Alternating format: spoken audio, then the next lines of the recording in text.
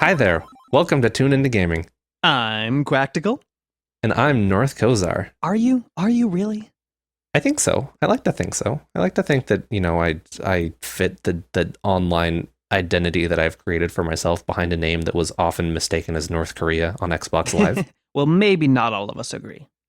Well, that's fine. So, what are we looking at talking about in this episode? Oolululu. Do. Well, we've been on the move with this podcast, so today we're going to talk about a little bit of mobile gaming. There's been a recent Pokemon Go update, so we'll talk about that briefly. Oh, yeah. And then do some throwback to talking about the old school Game Boy days, and then kind of how things have evolved now. And finish it up with a little segment on puzzle games. Sounds pretty good. And then, of course, cap it off with a mystery sound that will hopefully not end in a tie like it did last episode, but we'll have to see how that goes. I'm fairly confident that it won't. Well, who knows? You never know. Well, anyway, let's get started with what we've been playing and streaming lately. So, what are you playing? What am I playing? I've sort of gotten back into playing Rust a little bit. Oh, nice. Were your skills starting to dwindle a little bit? You could say you were getting a little bit rusty. And if you didn't catch that, that was supposed to be an what are you doing, like JC2 style. In case you were wondering. Just thought that you should know. Yeah. So, yeah, I had this weird, I guess it's not weird, it was like back in September, I think I just played a ton of Rust. Maybe it went into October, I don't remember when I stopped. But I played a bunch of Rust because it was really fun. And it's really totally my kind of game. It's not Minecraft, but it's a building game with exploring and like resource gathering, and also there's other people around. But yeah, you've definitely always liked those kind of like open world exploration / with some sort of survival element kind of games. I feel like that's definitely your thing. Yeah, for sure.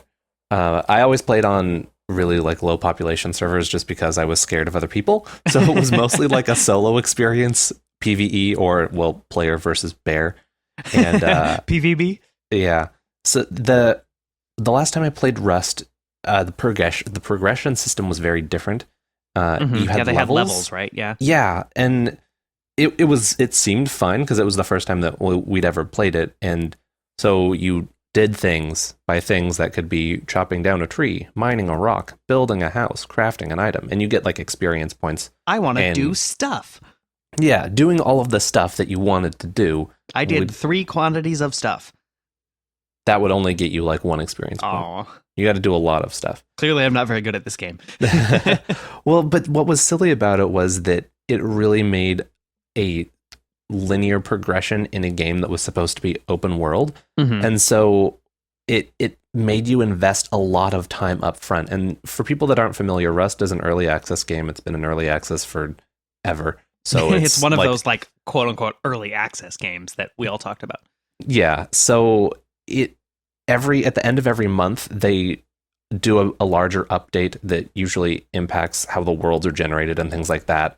And so it's sort of become this, not like status quo, but like the modus operandi or whatever. How things operate is that at the end of each month, the first Thursday of the following month, all of the servers are wiped and reset. So you have all of your progress for the month, and then at the end, it goes away. On some of the bigger servers, they do it every 2 weeks just because you have tons of buildings and chaos that happens. Yeah. And cool. I actually, it's weird, but I'm very okay with those resets, those wipes. But what was annoying was that it also would usually reset your level too. Yeah, that doesn't seem like it like synergizes well together. If you have this level progression system that you're constantly having to grind to, because I recall that, you had to level up to be able to craft some of the more advanced items in the game. And to craft really just any of the items in the game. So, if you're resetting every 2 weeks or a month, it doesn't really make sense to have to do all that grinding constantly. And it definitely made, for me, part of the reason I didn't play it is it made it feel like I had to play all the time constantly just to be able to do, the basic kind of stuff. Yeah, and so playing on, a regular vanilla Rust server, you had to dedicate a lot of time to be able to get to the point where you could craft, higher end tier items like guns and things. You've got to have the elite gear, yo! Yeah, and so in one regard, I was like, oh, this is kind of cool, because then it's not just like day one, everyone has assault rifles and whatnot. Mm-hmm. But the downside of that was, yes, it really required you to put in a lot of time, and it made things less fun, because it wasn't so much like, I'm going to go hunting. It's like, I need to find and kill bears because they give me a lot of experience. And it was all very much level grinding focused, which, to be fair, there's grinding in the game for the sense of resource gathering, but I don't remember when they changed the system. The levels and everything are no longer there. And so I kind of got back into it just due to some recent updates. The main system overhaul is now based on components. So let's see, how can I describe this? Basically, you can craft anything at any time. Like, you don't need blueprints, you don't need levels or anything. What you just need are certain materials that will allow you to craft the items. So there's like metal fragments and stones and wood and like, items like that you can craft a variety of things. Are those like the basic crafting materials, basically? Yeah, essentially. And there's more specific items that are like a semi-automatic rifle body, or an SMG body, or a blade, or a tarp, or things like that allow you to craft more specific items. So, for example, if you wanted to make like a little planter box to farm like pumpkins or corn in, you would need tarp and wood. Now, in order to make a gun, you would need, depending on what gun you were making, like a metal pipe and a metal spring and, some high quality metal and maybe something else as well. I don't remember all of the recipes off the top of my head. But you find that stuff by like exploring the world, as opposed to just leveling up and being able to make these things just by leveling. Yeah, so the difference being is that it kind of creates a sense of economy around these items, which aren't necessarily rare. And yeah, it adds a lot of randomness to the game, but I think that's something that's what makes it fun, is because you don't really know what you're going to get. Sure, yeah, you could start out in the first barrel you find, you break it open and you get like everything you need to make a gun. Who knows? It's definitely something that's possible, but it's also possible that you might not find anything and you might be, trying to just find food to survive. And I think that randomness is what makes the game fun and replayable, and why when you have wipes at the end of every month, it adds intrigue and interest to go back and play the game again, because you don't anymore have to reset at level 1 and get all the way back to where you can just craft yourself like a pistol or something. Right. The game isn't so much about permanent progress, it's about the experience of playing it, which seems to be kind of what the point of a game like Rust is in the first place. And I definitely really agree with that kind of change. It definitely seems like they swapped out a system that seems sort of arbitrary and like tacked on to the actual gameplay. Like, when we think about a leveling system in a game like Rust, it's an open world exploration game, it's a survival game. Those are very experiential elements, in the sense that, like, then when you have this mechanic like an XP based leveling system, that it almost feels like separate to the core gameplay, right? It's like tacked on and doesn't really synergize in the same way. But when you have a system where, what you find, what you're able to craft is based on the exploring that you do. And sure, it can be random, but it's still tied in with like that core gameplay element, right? And I think that just makes for a much better experience. It does, and it forces you to go out and do things, and it adds to the sense of danger and risk that is inherent with traveling around with other players that may or may not want to shoot you in the face. And something that is also really cool that they've done is they've added in these vending machines. And they've added in, I think it's just called a metal storefront or something. But essentially, it allows you to create a storefront that you can properly trade items. So by using that's awesome. There's like two sides of this, essentially drop box looking thing, and it's bulletproof. And both people walk up to it, and it opens a trade window. You put items in, the other person puts items in. You both accept the trade. Classic trading game mechanics. But it creates a safe space in which to trade, as opposed to being like, hey, do you have this item? Yeah, do you have this item? Cool, let's drop it on the ground and hope that the other person doesn't totally screw us over and kill us or like take all of our stuff. Yeah. It creates this safe space. And the cool thing about vending machines is it allows you to make essentially like a trading post where I believe it's still the same way, but you access the backside of the vending machine to like stock it and whatnot. Naughty. You access its backside. But don't catch me playing. I don't want to catch you playing around in my backside. What? Of the vending machine. Oh yeah. Just totally inappropriate. Vending my machine. What? So you add stuff to it. Like if you can make guns, you're like, hey, look, you can get guns, but you have to give the vending machine like 1,000 stones or 1,000 wood or whatever. Or 1,000 pounds of protein powder. Check out these guns. Yeah. But it creates an interesting bartering system in the sense that if you have the materials, you can build like a little trading post and have people come in and get items that they need or that they want.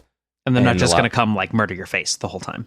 Yeah, and so it actually, I play on low population servers, so I don't see a lot of other people intentionally, but it's interesting to me, and I really like the thought of having some more cooperative community efforts in terms of like, here's this town, here's this safe space where everyone is sort of agreed, we're not going to fight here, we're going to trade, we're going to conduct things as we should. Right, and if you do, everyone's going to kill you and take your stuff. Like, and you can set up like auto turrets that are in peacekeeper mode, which essentially they are just there looming, and then if someone like shoots or does an aggressive action, it'll target them and shoot at that player. Oh, that's super cool. Yeah, that sounds like they've really made it possible to have a more community-based gameplay.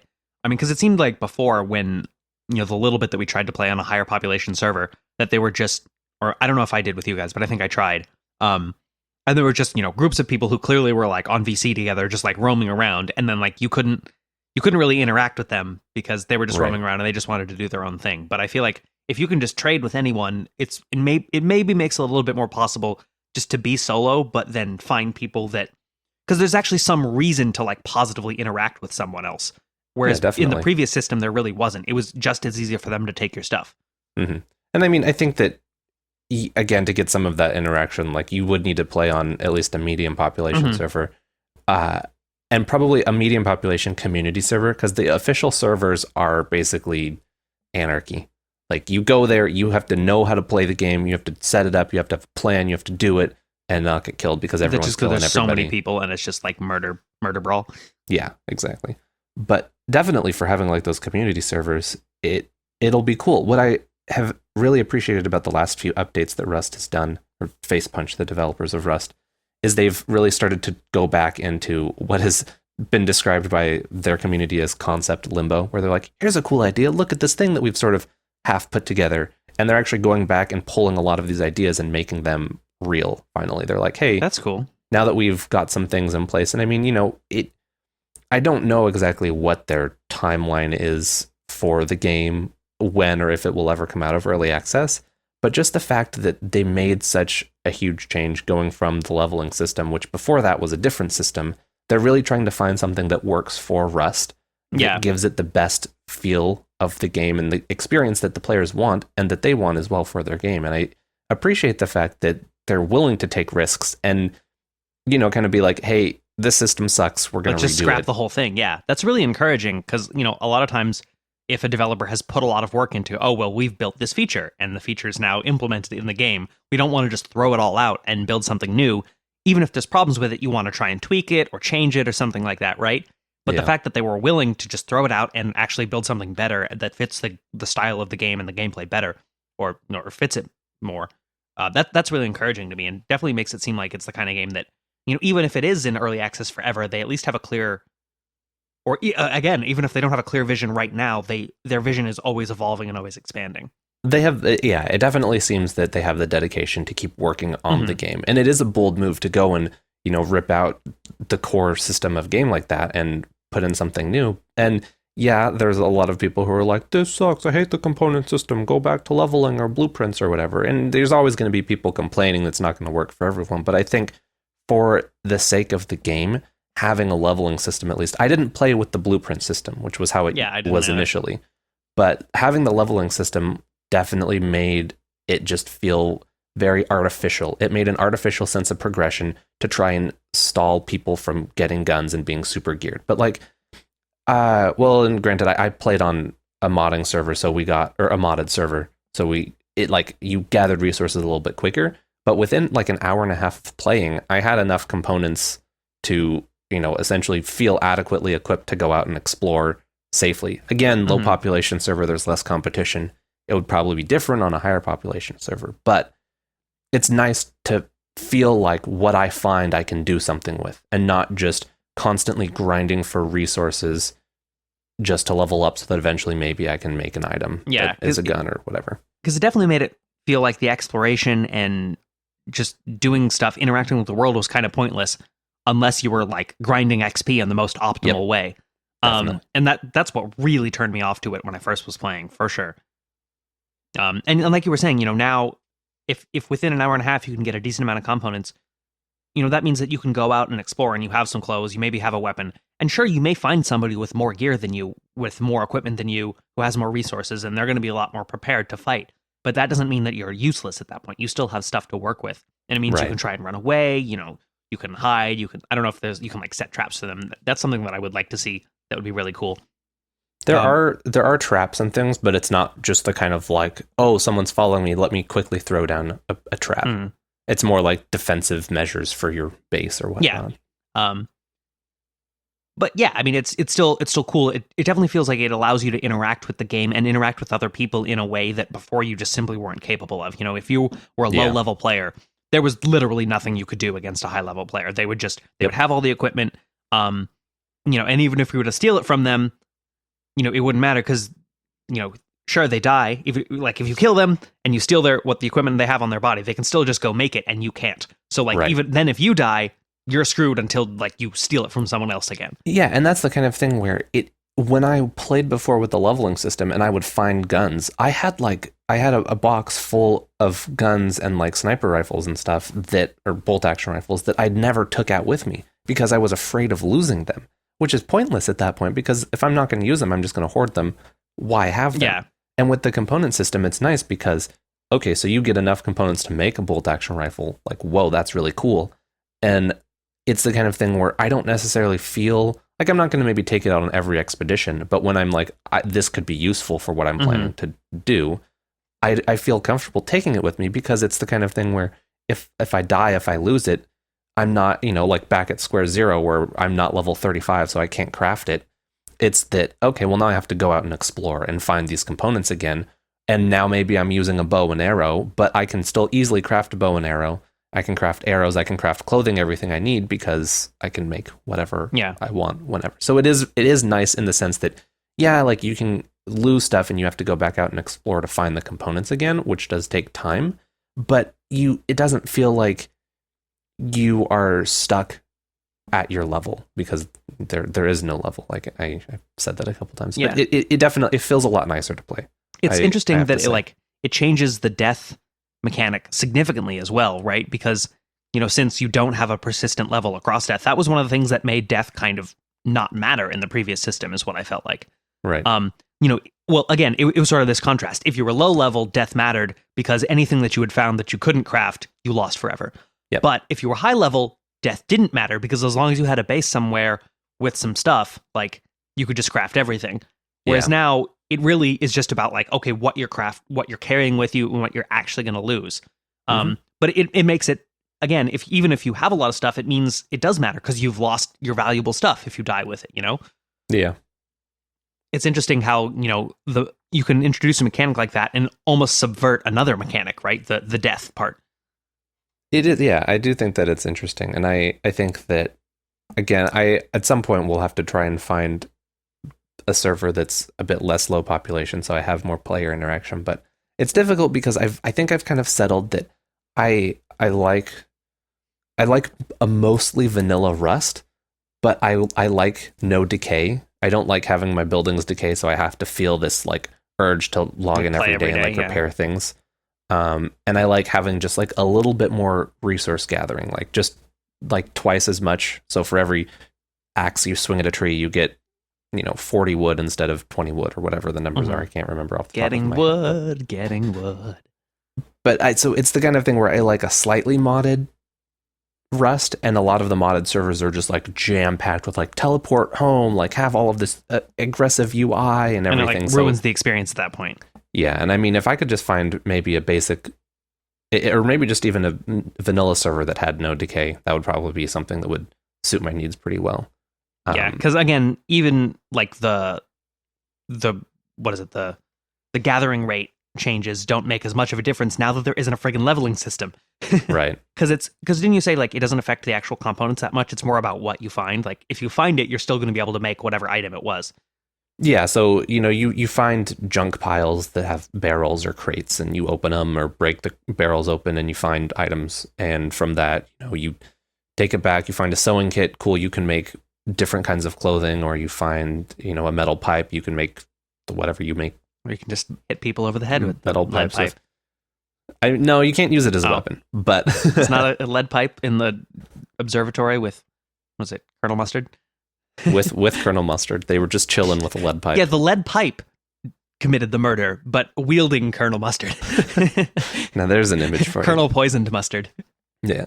But yeah, I definitely think if you have played Rust in the past and were sort of, annoyed by the leveling system or felt like it was a hindrance, I would recommend trying it again. It is one of those games that you progress as far as much time as you put into it. But if you're playing on a lower population server, you're very safe.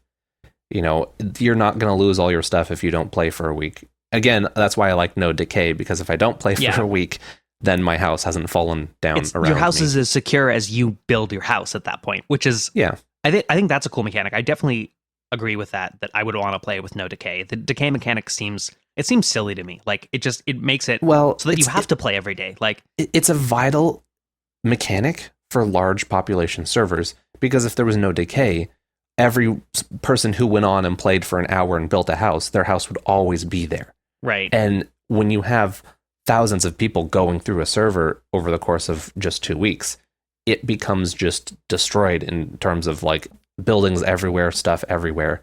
And so you need that decay. You need that decay to take care of the people who aren't playing anymore, to keep the server as uncluttered as possible, even though it's still going to be cluttered. So for larger servers, I get it. But like for a medium to small population server, I think that having no decay on a large map is totally fine. Maybe they need some sort of graduated system then, that like the decay of your objects is based on like the playtime you've put into that server on a particular session, not the number of days in a row you've played. Like, so if you put like 4 hours into playing on a server, your stuff is not going to decay, or is going to have a longer decay timer than somebody who just like hops on the server for 30 minutes and builds a house. Then if you come back, over several days, then maybe there's a certain threshold where you don't have decay at all, because you're like a dedicated user of that server, right? It could be, but then so the other thing that decay matters about is you have to repair it, and so that requires resources. Oh yeah. And the other aspect is how decay is reset is by opening and closing a locked door.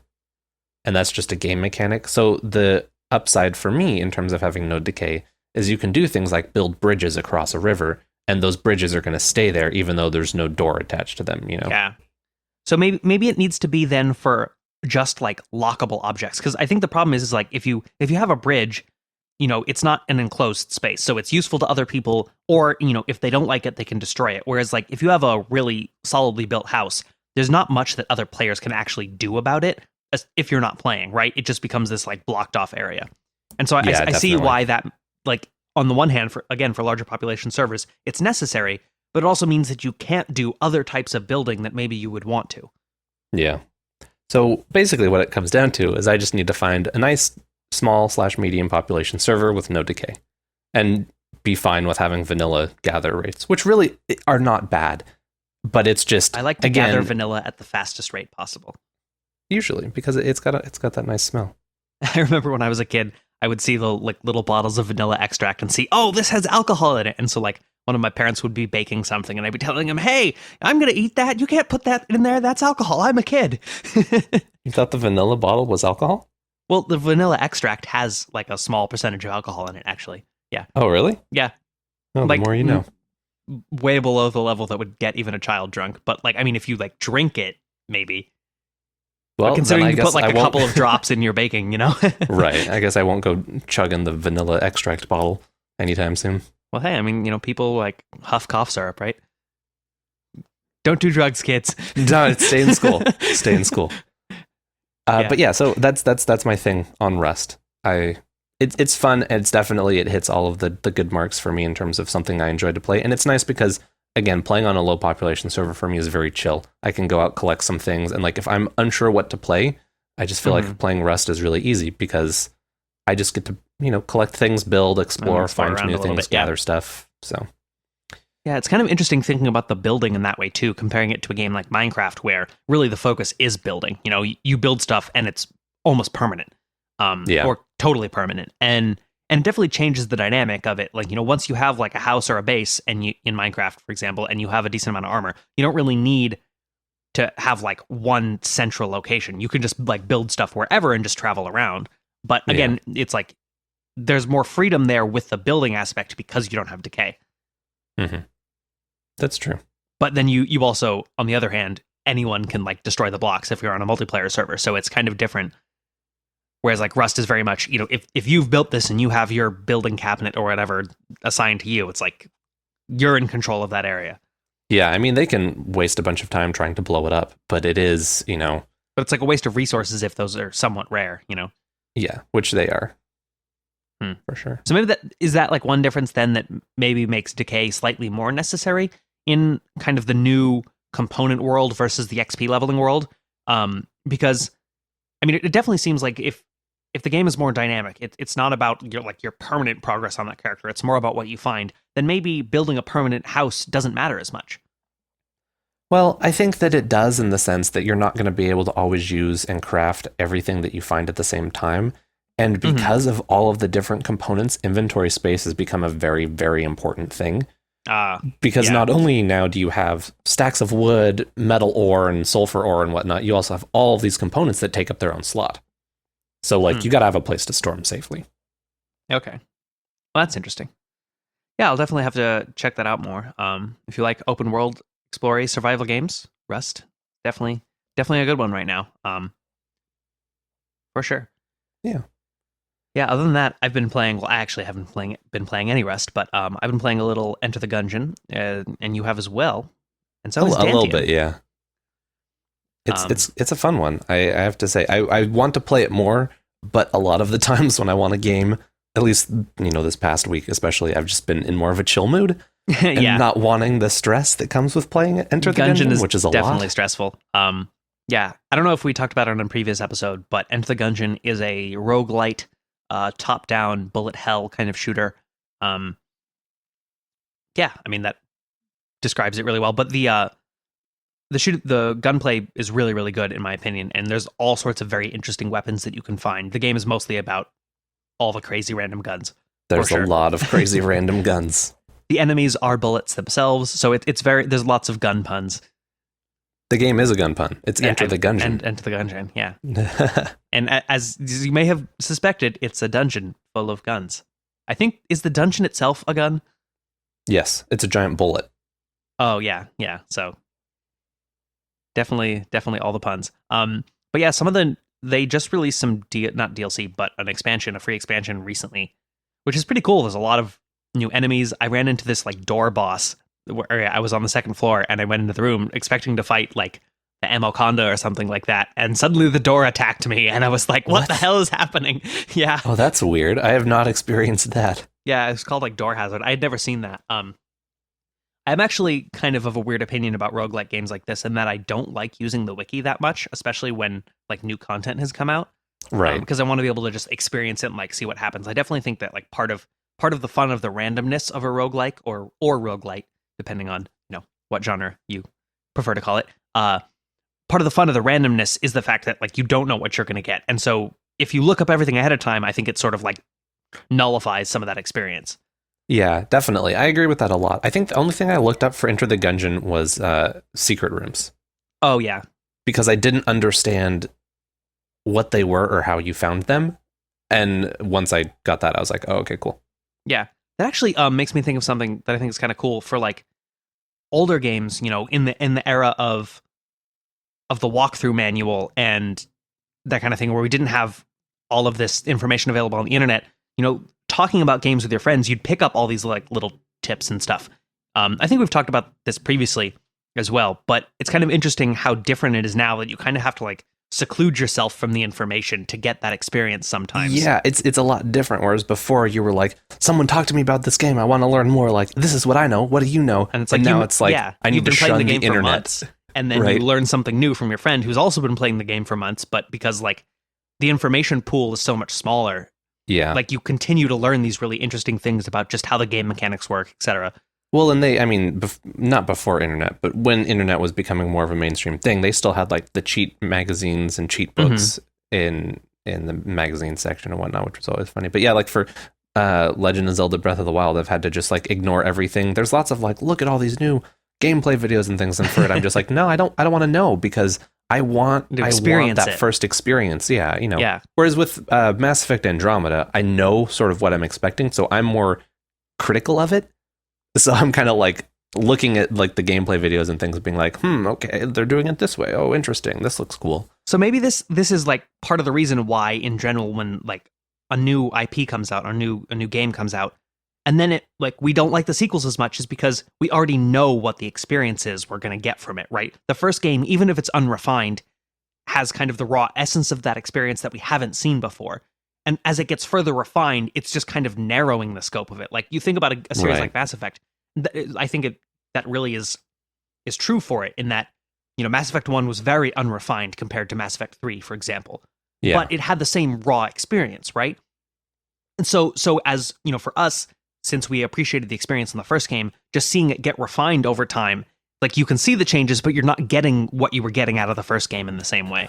Yeah, I definitely think that's fair. Well, and I think that goes a lot with the nostalgia factor as well. Like always, and we talked about this a lot on the last episode, but it, you know, the first that you play is going to be, you're going to hold that in a higher regard just because it was the first experience you had with that. And I think that you're right, when they make sequels, it boils down a lot more to the content. So like you look at Call of Duty, you know, and every game is basically the same, but what changes is the content. Yeah. The guns are different. The story's different, if there is a story. Do they do stories for those games anymore? I don't know. I mean, they used to always have single-player campaigns, and I feel like they have to. Interestingly enough, like the early, like the World War II Call of Duty games actually had fairly good single-player story campaigns. Like that was the point for like Call of Duty 1 through 3, I'm pretty sure. Just like, you know, the old Medal of Honor games used to have good single-player stories. I tried to play one of the Medal of Honor games that came out in the last couple of years, and it was just terrible. I was like, this is not fun at all. Like, terrible design, just none of the levels were any fun. Like playing through the single player, it was just this. The industry has definitely changed a lot in terms of what it focuses on for like shooter games, for example. Yeah, well, that's kind of a bummer, but I mean, sort of to be expected. Sadly. Yeah, I mean, but like nowadays, the kind of shooters that, you know, we find shooters, quote unquote, we find more interesting are games like Mass Effect, where it's like they still are focusing on a story. It's just that's the gameplay. Yeah, I didn't mean to derail you talking about Enter the Gungeon with the comments about like the new experience, but I do agree that for games like that, it is fun to experience it and be like, what is this new weird gun that I have found, or how do I fight this boss, or whatnot. And then sometimes after I experience it, I'll look something up and be like, okay, this is actually how it works. Like, yeah. That's definitely been me with Gungeon. You know, I've watched some YouTubers play it a little bit alongside myself playing it. I've watched some streamers, and then I've streamed it a little bit myself. I learned about the secret room thing, I think, from Northern Lion, for example, just watching a stream of him playing it. But for the most part, other than that, I haven't really looked up a lot about the game, and I may start to. I've been playing it long enough that I'm like, okay, maybe I should like go and like actually try and finish it now. And you know, so I wouldn't feel as bad at this point about looking up that kind of information. But definitely when I'm first starting out, like I really want to just get the raw vanilla experience. I lied. I also did look up about the treasure chests and which was like what the hierarchy was. Oh yeah, because that's something that's like definitely is important. I mean, aside from the giant, you know, golden red chest, which is clearly like a better one, or the boss one with the black one. Well, but see, that was the thing is I wasn't sure. I thought that was like bad. I thought it was like a cursed chest or something. Oh yeah. So. No, it was funny. I was streaming, I think a couple weeks ago, and I was mentioning like, oh, I'm going to save this key. Like, you know, maybe I'll get something better on like a chest deeper down on the dungeon. And someone in the chat goes, that's not how it works. I'm like, oh, really? Shoot. I just assumed that like, you know, oh, like save this key for a chest on a lower floor. I'll get like higher chance of better loot out of it. Nope, not how it works. You'll get a t-shirt cannon is what you'll get. Yep. So I laughed about that. But yeah, that's definitely a consequence of me not looking stuff up. And that philosophy has evolved for me a little bit over time. Like for Binding of Isaac, I think I look stuff up a lot more. Right. But it's interesting. For Gungeon, for whatever reason, I decided not to. Maybe I'm just inconsistent, and that's the actual secret. I think that's fine. I think it depends on the game and sort of what you want. With Binding of Isaac, if your focus is more like, I want to get a good build and get as far as I can, then you're probably going to want to look stuff up. If you're just going and playing Gungeon for the experience and to find interesting, cool guns on each run and not really super worried about, min-maxing it or anything, then, just playing it. I think that's cool. You're right. I think there's a threshold there because I've played so much Isaac that, in the first, 30 hours that I was playing, I didn't look a lot of stuff up because I was experiencing the game. But then after a certain point, you're just like, okay, now I want to understand what's going on. Yeah, have a better idea of what this item does that I just picked up. Because your goals change, right? You've now experienced kind of what the game has to offer you, and now you want to complete it or you want to accomplish, conquer the game in that sense. You want to beat it. Even if, definitely. For Isaac, for example, I'm never going to beat that game because I'll never be able to beat all the hard modes. Oh, geez, yeah. I beat almost all of the normal modes before one of the expansions came out. And then I was like, I can't do this anymore. I'm spending, 45 minutes to do a run just to fail on the final boss to then do it again. It's it stopped becoming fun because the objective for me was, beat this normal mode so I can move on to the hard modes. And I'm like, well, why am I putting myself through this anymore? Yeah, that's fair. But yeah, weren't you saying that you've been playing a little bit of Skyward Sword as well? Yeah, so I actually, last week, I think sometime not too long ago, I beat Skyward Sword, actually. And it was good overall. I don't say that with as much, gusto and confidence because there were definitely things that held it back. Motion controls were part of it. I think what made Skyward Sword good was the story. Mm-hmm. So in terms of the Legend of Zelda chronology, Skyward Sword is the very first. The ultimate prequel. Yeah. And it was cool to sort of see all of that transpire and whatnot. And I think that the only reason the story held up for me was because I have a lot of prior Legend of Zelda lore knowledge. Mm-hmm. If you just played Skyward Sword as the first game because it was the first game, I think you would be kind of lost in the story. So is it references the others too much? It doesn't reference the others, it just doesn't fill in the blanks. So knowing some of the chronology and knowing the other stories, if you haven't played Ocarina of Time or you haven't played really any other Zelda game aside from Skyward Sword, I think that you would miss out on some of the story. Well, you would, I guess that's not fair. You wouldn't miss out on the story, you just wouldn't get as much out of it. It would be the kind of thing where you'd have to then go play other Zelda games and come back and re-experience it. It's this is cool, but I don't really get the significance of it. Yeah, it does build the story and build things up well, but you'd have to remember what it does and then reference back and be like, oh, this makes sense because of this kind of thing. Mm-hmm. And honestly, the whole Legend of Zelda timeline is a little funky anyway because it branches into 3 different alternate realities that can occur. So, oh, that's awkward. Who knows? Yeah, I don't know it well enough to just break it down for you. But. Yeah, I really don't know it well at all. I've played a little bit of Twilight Princess, a little bit of Ocarina of Time. I think, when we were kids, I played through the first 2 or 3 dungeons, I remember. You really need to play Ocarina of Time. But then, I picked up Wind Waker the other day. I walked around on the beach for a little bit. Nice. By a little bit, I mean 5 minutes. And then I got distracted by other things. So, but I definitely, am intending to sit down and play Wind Waker. Just cool. Got access to a Wii U, so that'll be my first, hopefully full Zelda game, and then I'll expand from there. Wind Waker is a pretty long game. I mean, not that the others aren't, but there's a lot of travel. It's a good one though. Wind Waker is on my list of games that I didn't think I'd like because of the graphic style, and I played it, and I've beaten it I think 3 times just because the gameplay is really good. That's awesome, and it's a lot of fun. So yeah, I'm excited to play it. I definitely wasn't turned off by the graphic style. At this point, it just was it just looks like a JRPG to me now. I guess, yeah, anymore with all of the just assault on chibi characters that they're trying to force out, like the Metroid Prime Federation Force that has, which isn't really a Metroid Prime game, but all of the characters have the bigger head, smaller body kind of thing going on. Yeah, but I mean, Splatoon is similar, right? Kind of. No, Splatoon is basically you're a squid kid. It doesn't have. I thought they were a little chibi. Nah, chibi.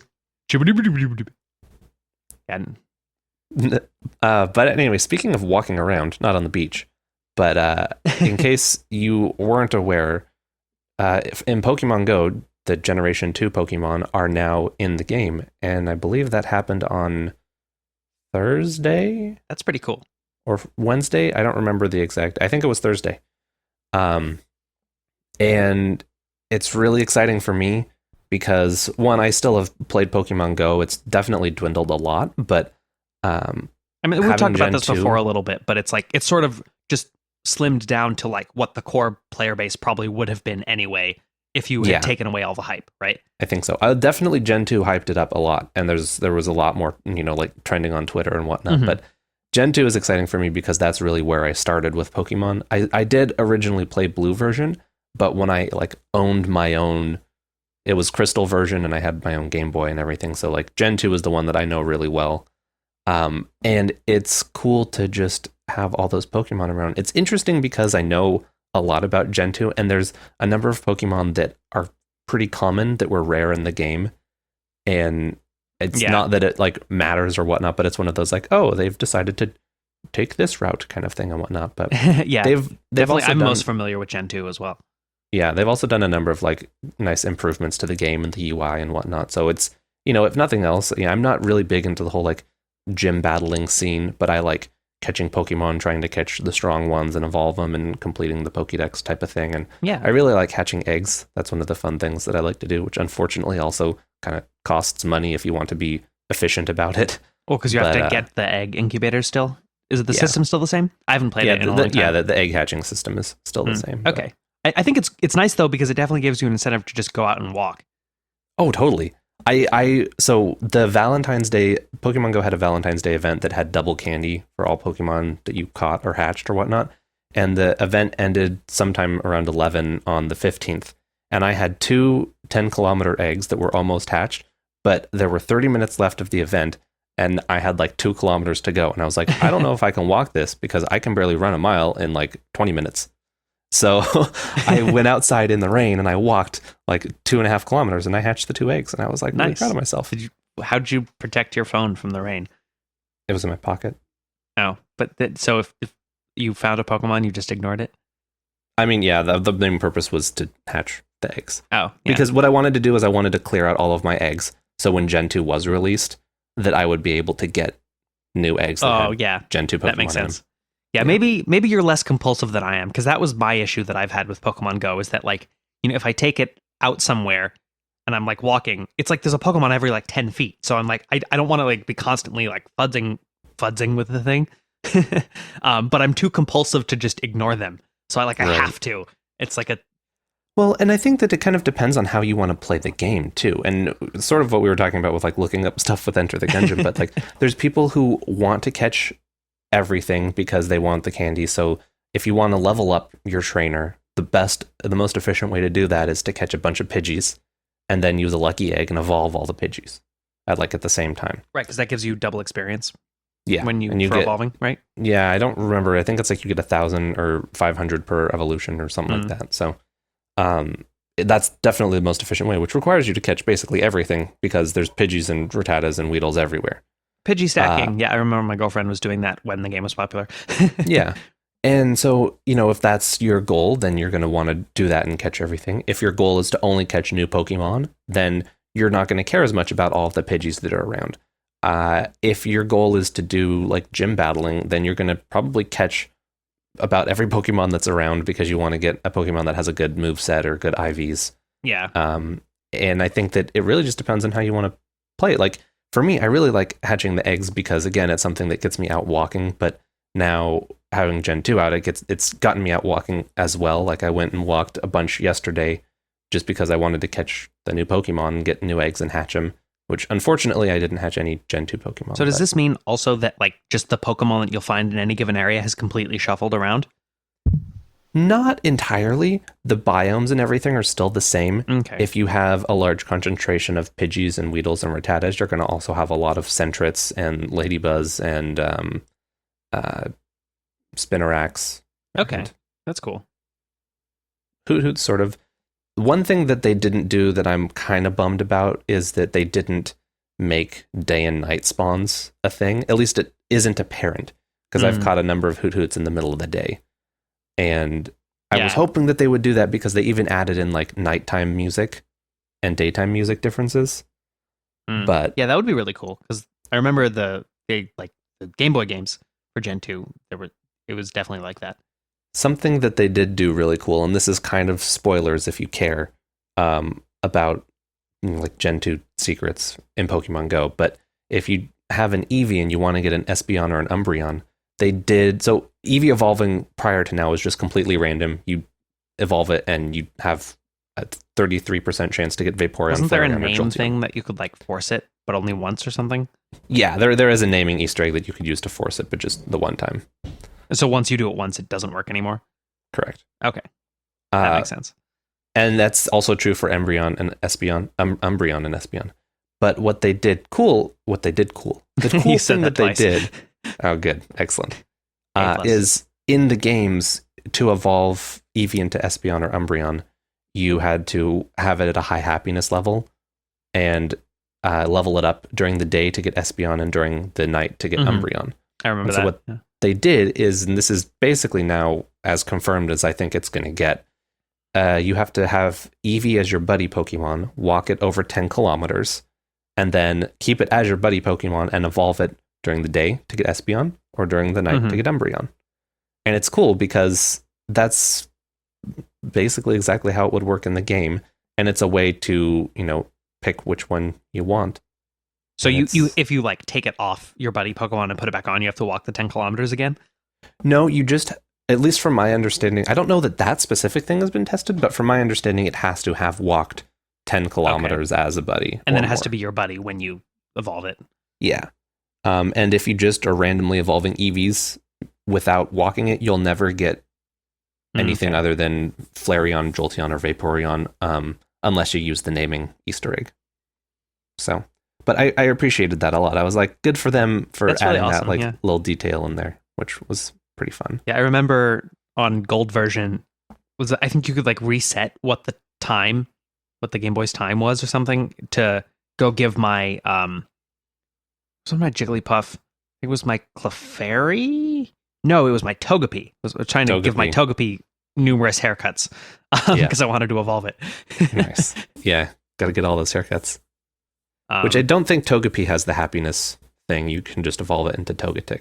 Oh, maybe it was the baby one. It was something. It was some.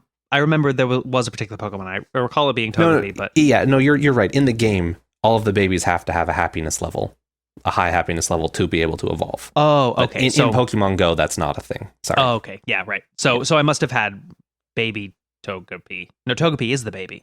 Yeah, that's right, because it has the egg and it's like a baby. That would make sense. I'm smart, everyone. Just letting you all know. Definitely Gen 2 is the legendaries that I'm most familiar with in terms of the dogs, and then Ho-Oh and Luigi. Luigi, yes. Yes. OMG. Luigi. My favorite Pokemon is Luigi. Mimetic from now on. A+. What's your favorite Pokemon? Luigi. I mean, you know what? That's Lugia. All you got to do is flip 2 letters. No, wait. That's not right. Totally unintentional, but absolutely wonderful. You have to flip 2 letters and then add an extra I in place of that. I think my favorite Pokemon actually from that generation is either Ampharos or a Tyranitar. Nice. Good picks. Definitely mine has to go with Typhlosion or Ampharos or Tyranitar. But no, I also liked Houndour a lot. Oh, yeah. He was very cool. That was like one of my favorite parties. I had a bunch of different parties because there were so many cool fire Pokemon in Gold. Because, I mean, I had Typhlosion and I also had Ho-Oh, and then I had a Houndoom as well. So I was like swapping out between those. But yeah, then like Tyranitar and Ampharos. Who else was in my party? I think I had a Gengar as well, actually. Nice. Just for some nice versatility in there. Yeah, that's pretty good. But yeah, I definitely that was the Pokemon game that I just played the absolute shit out of. Hundreds and hundreds of hours. Oh yeah, in my Crystal version, I played like 150 hours in my first playthrough, and then I traded my Pokemon over and did a new file and traded them back and played probably like 200 something hours before I stopped, and then the battery died. So I don't really know for sure. Your cartridge actually like perished. When I played through it just this last time on my phone using the emulator thing, I played Crystal version again because that's my OG. But I had to cheat because I wanted an Ampharos, and you can't catch them in Crystal version for some unknown reason. You can't get Mareep, and so I was like, I'm just gonna use some Game Shark codes and get me a Mareep because yeah. I definitely remember that leveling up, like if you started with was it Larvitar? That leveling it up, getting it up to Tyranitar is a pain because the first two evolutions are fairly weak. Larvitar's not bad. He's a slow level. Yeah, they just take forever. Yeah. But usually, because you catch them at Mount Silver, they're usually pretty high level already. Yeah, but then you're like, well, crap, I have this level 40 Pokemon with very crappy moves. Yeah. How do I do? There's nothing quick to level that up against, which is why I'm pretty sure at a certain point, just because the rest of my Pokemon are so high leveled, I just started bait and switching versus the Elite Four. So I take my baby through an entire Elite Four victory with bait and switching every thing, and then one-shotting their Pokemon. Nice. It's a good way to do it. Because all you need is a couple potions occasionally, Yeah. I remember when you're actually trying to beat it, I remember being totally just annoyed at the trainers because they would use these full restores over and over and over again. You'd hit their Pokemon for 95% of its health, and then it's haha, full restore. And now my Pokemon gets to go first. And you hit him again. Full restore. Lol. I thought that they had a cap that they could only use one per Pokemon, actually. Oh. Well, maybe it was just... Maybe they were doing it on every Pokemon. That's what was annoying about it.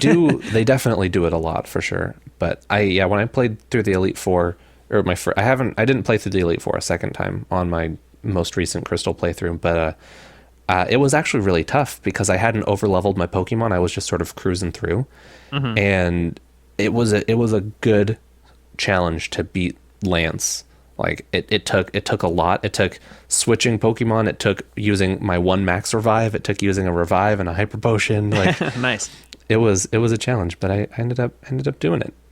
I don't actually recall if so was it like this in Crystal where when you beat them the first time they were 1 level, and then when you came back to fight them a second time they leveled up 10 levels or something like that?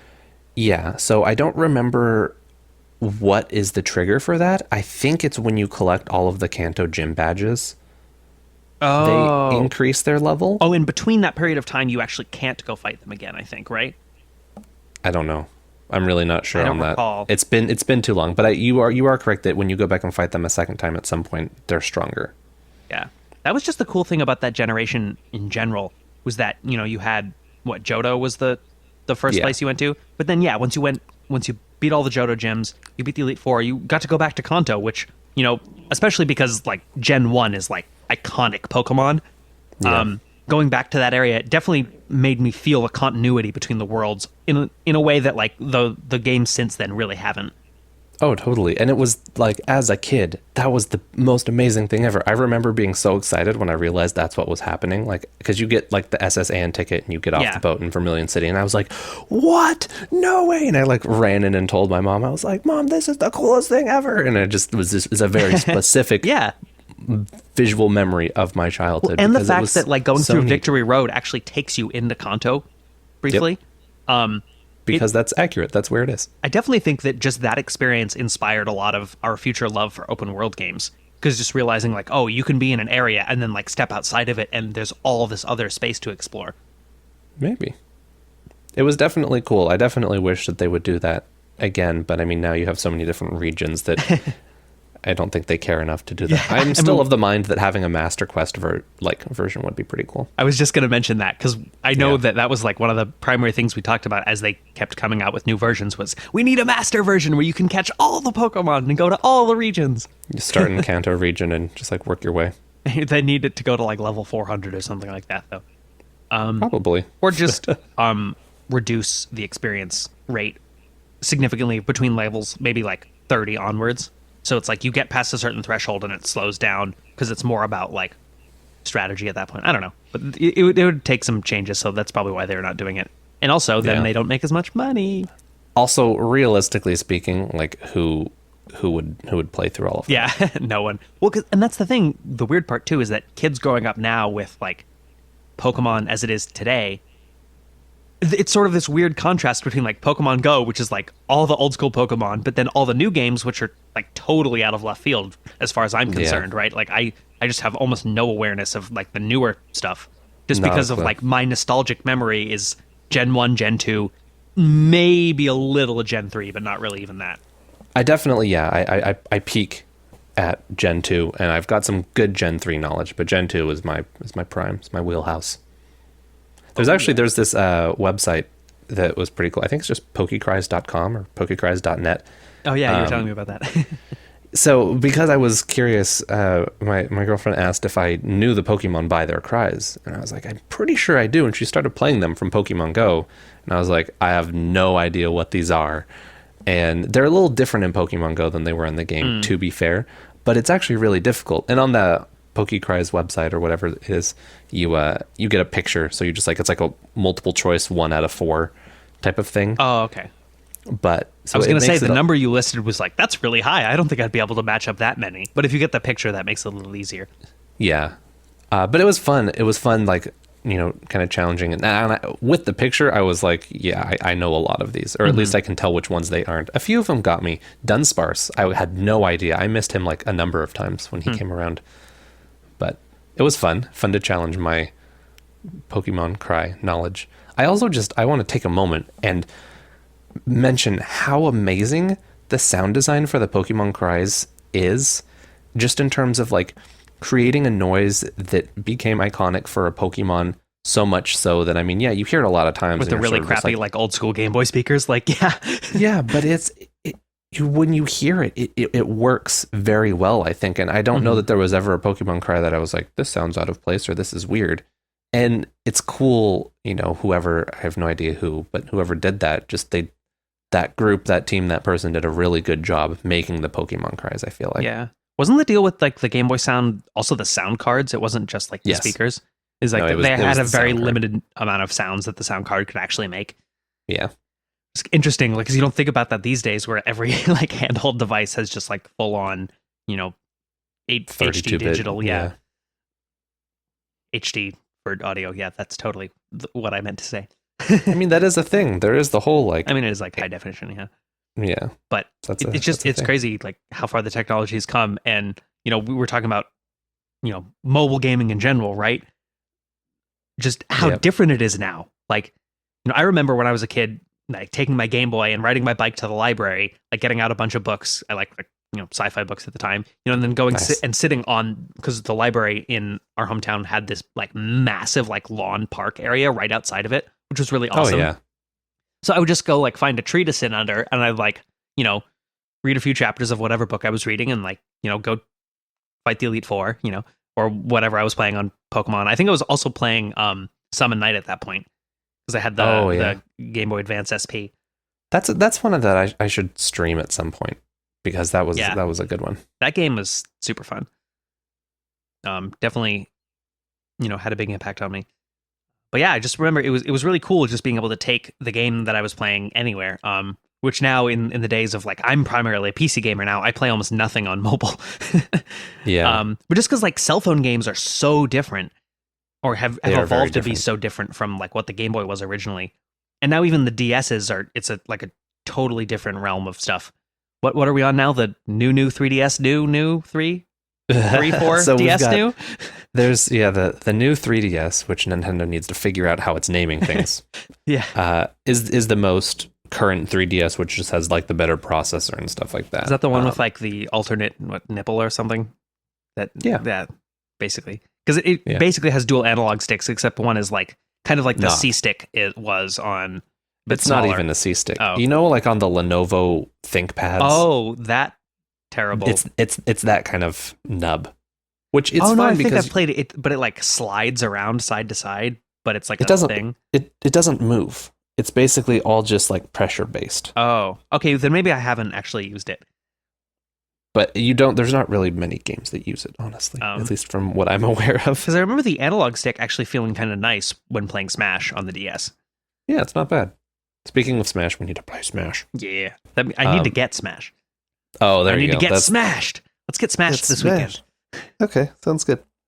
But yeah, I think that for me, I first got, well, I didn't have it. My cousin had blue version on a Game Boy Color that he found in a shopping cart somewhere. I don't know where they were, but that was my first exposure, quote unquote. Hey, I'm not going to question it. But we ended up getting like a level 100 Blastoise. We played that thing so much. This was before we even knew about like the whole saving before you battled legendary birds, so that if you didn't catch it, you could restart type of thing. And we didn't catch, I think, any of the legendary birds because of that. Good job. It was a really, like kind of like what we were talking about earlier, that raw experience of everything is new for the first time. And we just, we got, I think we got all the Pokemon that you can get in blue version. And we just needed to trade for some of them at some point. But by the time I had my Crystal version, I got Crystal version and I had a Game Boy like original, not color Game Boy, and I couldn't play it. And so I had to go to a pawn shop and I bought a Game Boy Color there that had all kinds of Pokemon stickers on it, which was pretty cool. I remember that one. Yeah. And so I played Crystal version just a bunch. I also played the Legend of Zelda Oracle of Seasons, I think, was the one that I had. Nintendo was very big when the Game Boy thing came around of having like games that could link together that were basically the exact same game, but some were like differences. So like the Pokemon games, there were version exclusives and whatnot. But I mean, they still have taken that model for Pokemon, but I didn't realize it applied to other franchises as well. I don't know that there's many outside of the Zelda game, really. And it's basically just like the main mechanic is instead of changing the seasons, you change time or something.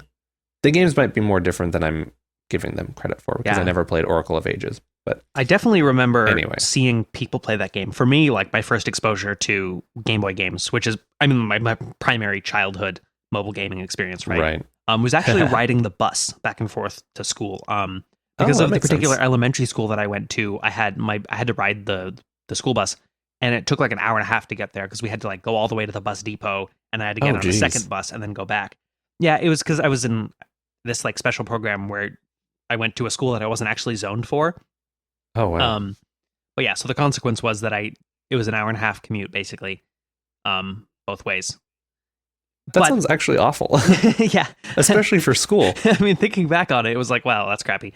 But one of the consequences of it is that, the few friends who were in the same program with me that I would meet on the second bus, I would always be like, a couple of them had Game Boys, and I would always want to sit next to them and be like, oh, let's see what they're playing. And I remember Oracle of Seasons or Ages was one of the more popular games that like a bunch of people had.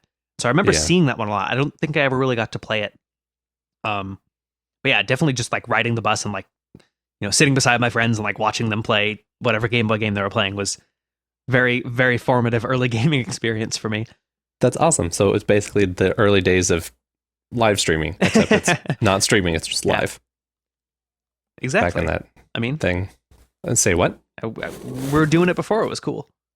Yeah. I mean, it was cool then. It just is still cool, but different now.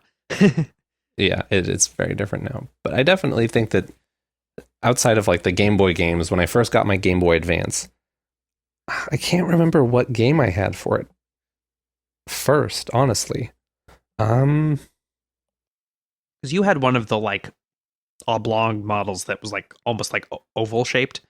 It was because the SP is more square. The SP is the folding one that has a backlight. The Game Boy Advance that I had was silver, had no backlight. That's so the I had to get one of those like attachy things that had a AAA battery and had like a light over the top. But it was pre-backlit screens. Nintendo like random ass accessories have been going back since the beginning of time. Yep, exactly. Didn't the Game Boy have a printer that you could like buy? Game Boy printer was a thing. In fact, Crystal version allowed you to use the Game Boy printer and print messages using the unknown like letters. Actually, maybe Gold and Silver did too. But I never had a Game Boy printer. I never found one, never got one. So that's been an accessory I never got to mess around with. It's funny, like, people complaining about like, oh, all these Nintendo accessories now. It's been like that for a long time. Yeah, Nintendo pretty much has a solid staying power in terms of just random accessories that they want to add to their stuff. I mean, because to a certain extent, it's like they're a toy company as well as a like video games company. It's like video game is like a subset of toys in the sense that like they are marketed to kids for the most part. Yeah, well, and I think as well, as long as they keep these accessories stocked, which they've been doing a very poor job of in the past year or two, then I think it's fine. But if they're like, this is a thing that you need to be able to use Amiibo on your old 3DS, and you can't get it anywhere, that's a problem. But just a little bit. I think that I'm really excited for the Switch because I think it's going to really revitalize local play.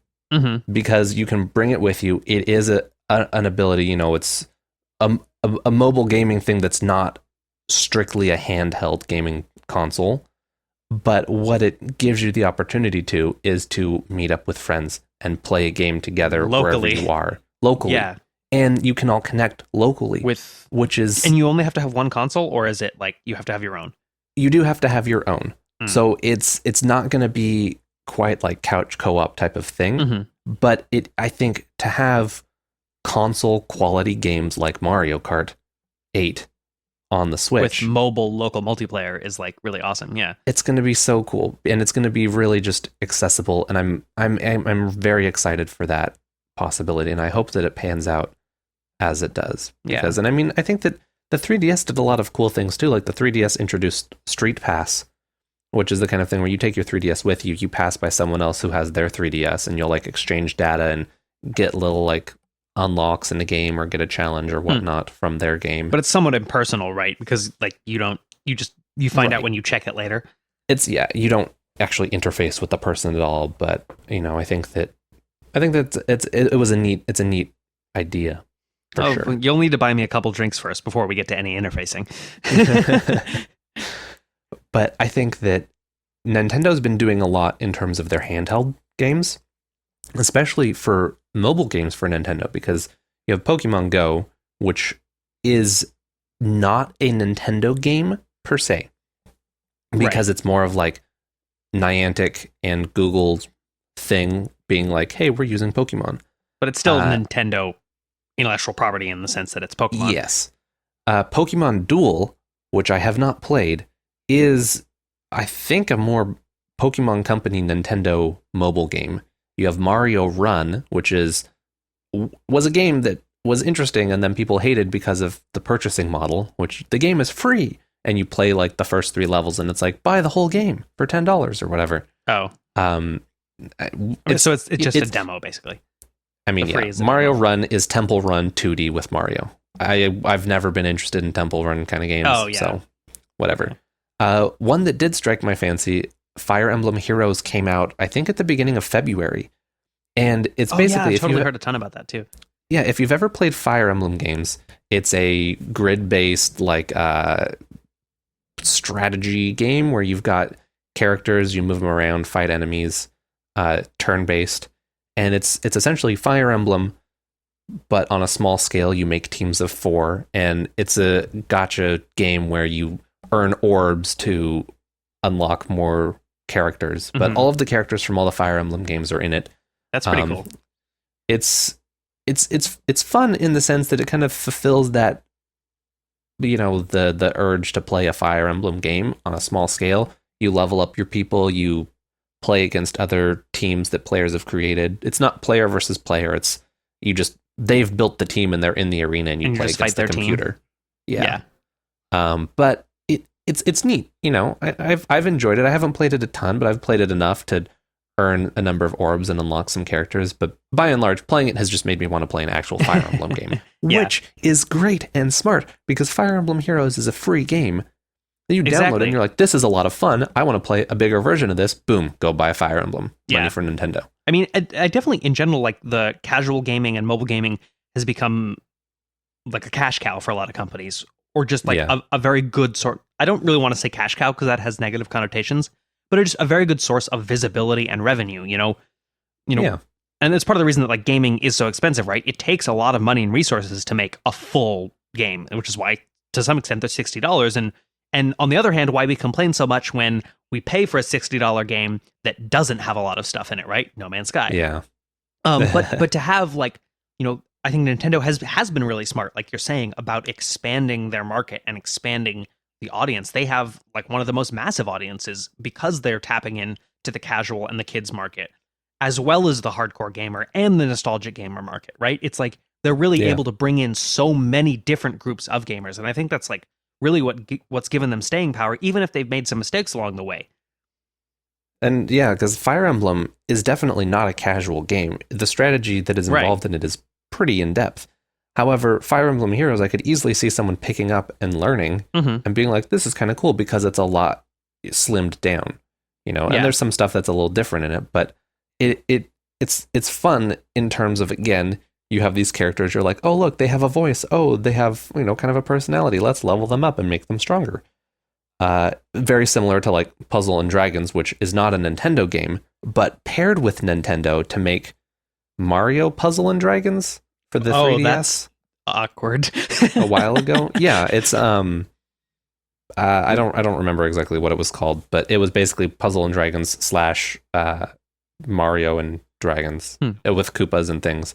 But it's a pretty classic match 3 type of game, but the depth of it is immense. And I mean, you got me into it 3 years ago at least, and I still play it today. It's one of those games that's casual enough that you can easily get into it and it's fun, but it's so deep as a game, and there's so much new content always being added, and there's so many events now that the game has expanded.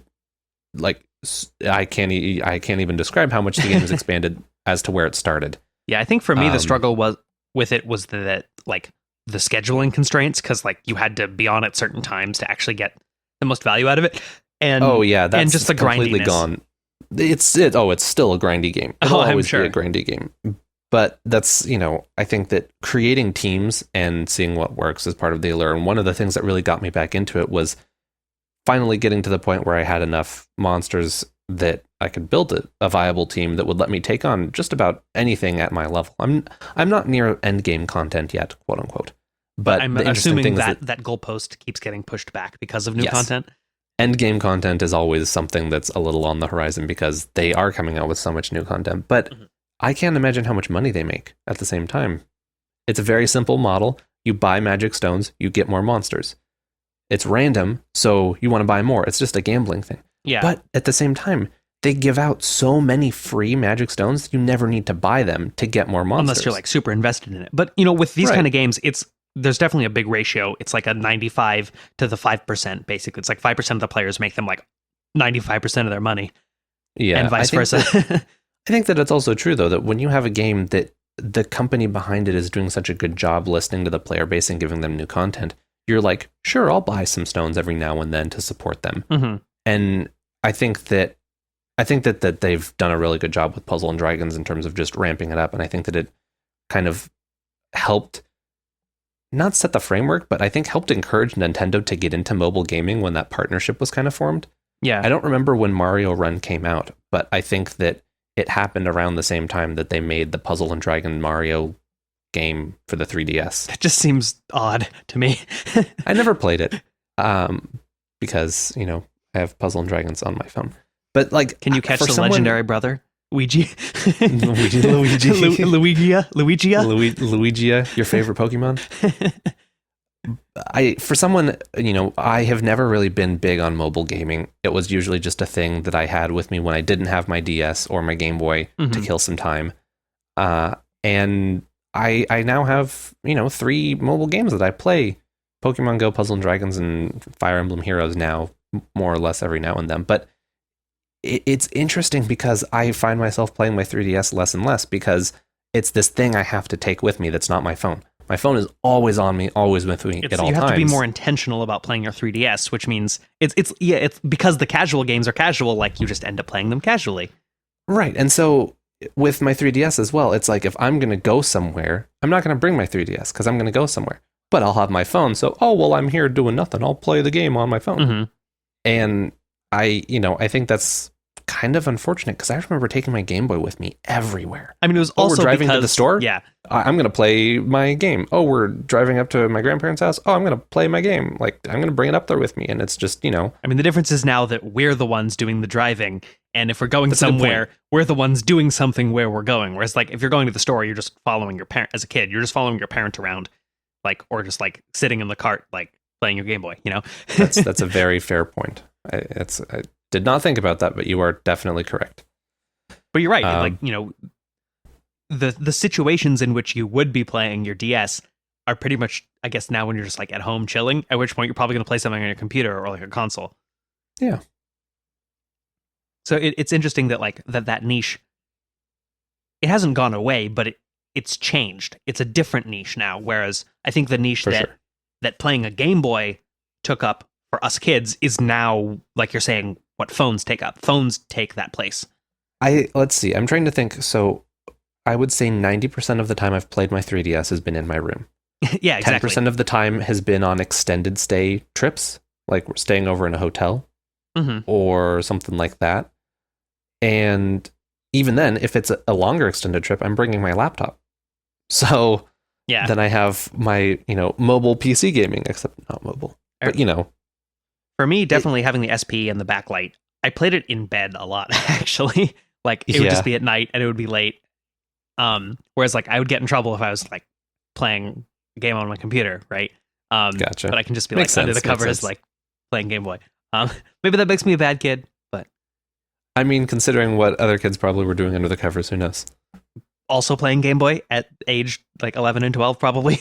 Yeah. I mean, realistically. Now, I remember, like, we've talked about Summon Night a couple times. I remember when I first got that game, because, like, I saw you play it. I played a little bit on your Game Boy, and then I got it for myself. I must have been, like, 16, because I think I remember driving to get it. But I just, like sat in bed, and I ended up being up till, like, 4, just, like, playing this game. So, basically, no different than now. Well, actually, yeah, no, I just get tired and I go to bed now. I don't do that much anymore, unless it's like multiplayer. Yeah, I peak around 2. I think 2 a.m. is really my cutoff time. 3 is pushing it. Like, 3 is when my body's like, excuse you? What are you trying to do to me right now? What are you trying to accomplish here? Yeah. So, it's really like, there are some times when I would rather go to bed. It's hard because I like sleeping. Sleeping is good. But it's hard for me to go to sleep because I'm like, I want to keep doing things. But a lot of times if I go to sleep and then get up and do things the next day, even if it's just playing games, I feel better about it. Because I'm like more awake and a little more like human. Sometimes that like early morning gaming time is really, really fun. That's actually something that I haven't done for a long time. I really can't remember back until like high school when I was playing Halo or before that RuneScape, where I got up early with the intention of playing a game, and that's what I did. Anymore, it's like I get up, I'm like, okay, I'm up, I'll eat some food, I'll browse the internet, I'll take a shower, and then maybe I'll play something or not. Whereas like before, it was like, I'm up, I'm going to play a game. Like that's the thing that I'm doing. I'm getting up with the intention to play a game, and I kind of miss that a little bit, and I don't know if I just don't have that strong of an incentive, or I don't have a game that I want to play. Not that addicted strongly. Enough. Yeah. I mean, I think part of it was like it's just when it was something you wanted to play a lot, and so you were really excited about it. Whereas now it's like you want, because you feel like you should do more with your time than just play video games. There's that like bit of hesitation in the morning where you're just like, well, I don't quite know what I want to do with today yet, right? Yeah. Whereas like that's for me why it's easier sometimes to like stay up, is because you're like, oh well, it's still today, so I can do whatever. Right. But if it's tomorrow, then like if I start off playing video games, then I'm already like deciding how the day's gonna go, even if it doesn't really work like that. But your brain does a lot of things to trick itself. Yeah, definitely. That's a good point, though. I think that does make sense why it's easier to stay up late and game as opposed to gaming in the morning. But I should try that. I should try getting up early with the intention of just playing a game and have some fun with it. I mean, I remember that like, you know, that was one of the funnest parts about sleepovers is like you got up in the morning and you're like, oh man, we're like tired, and we're like, but we're like huddled under our blankets and now we're playing some more. Like, yep, that was it. That was the thing. Oh man, the memories. I feel like we have a lot of nostalgia on this podcast. Like it has become like 30% nostalgia, which I'm totally okay with. That's fine. You know what? If this podcast, if its sole purpose is for us to relive our childhood and have nostalgic, like reminiscing moments, 100% fine with me. I have no problem with that. Its sole purpose is to consume souls.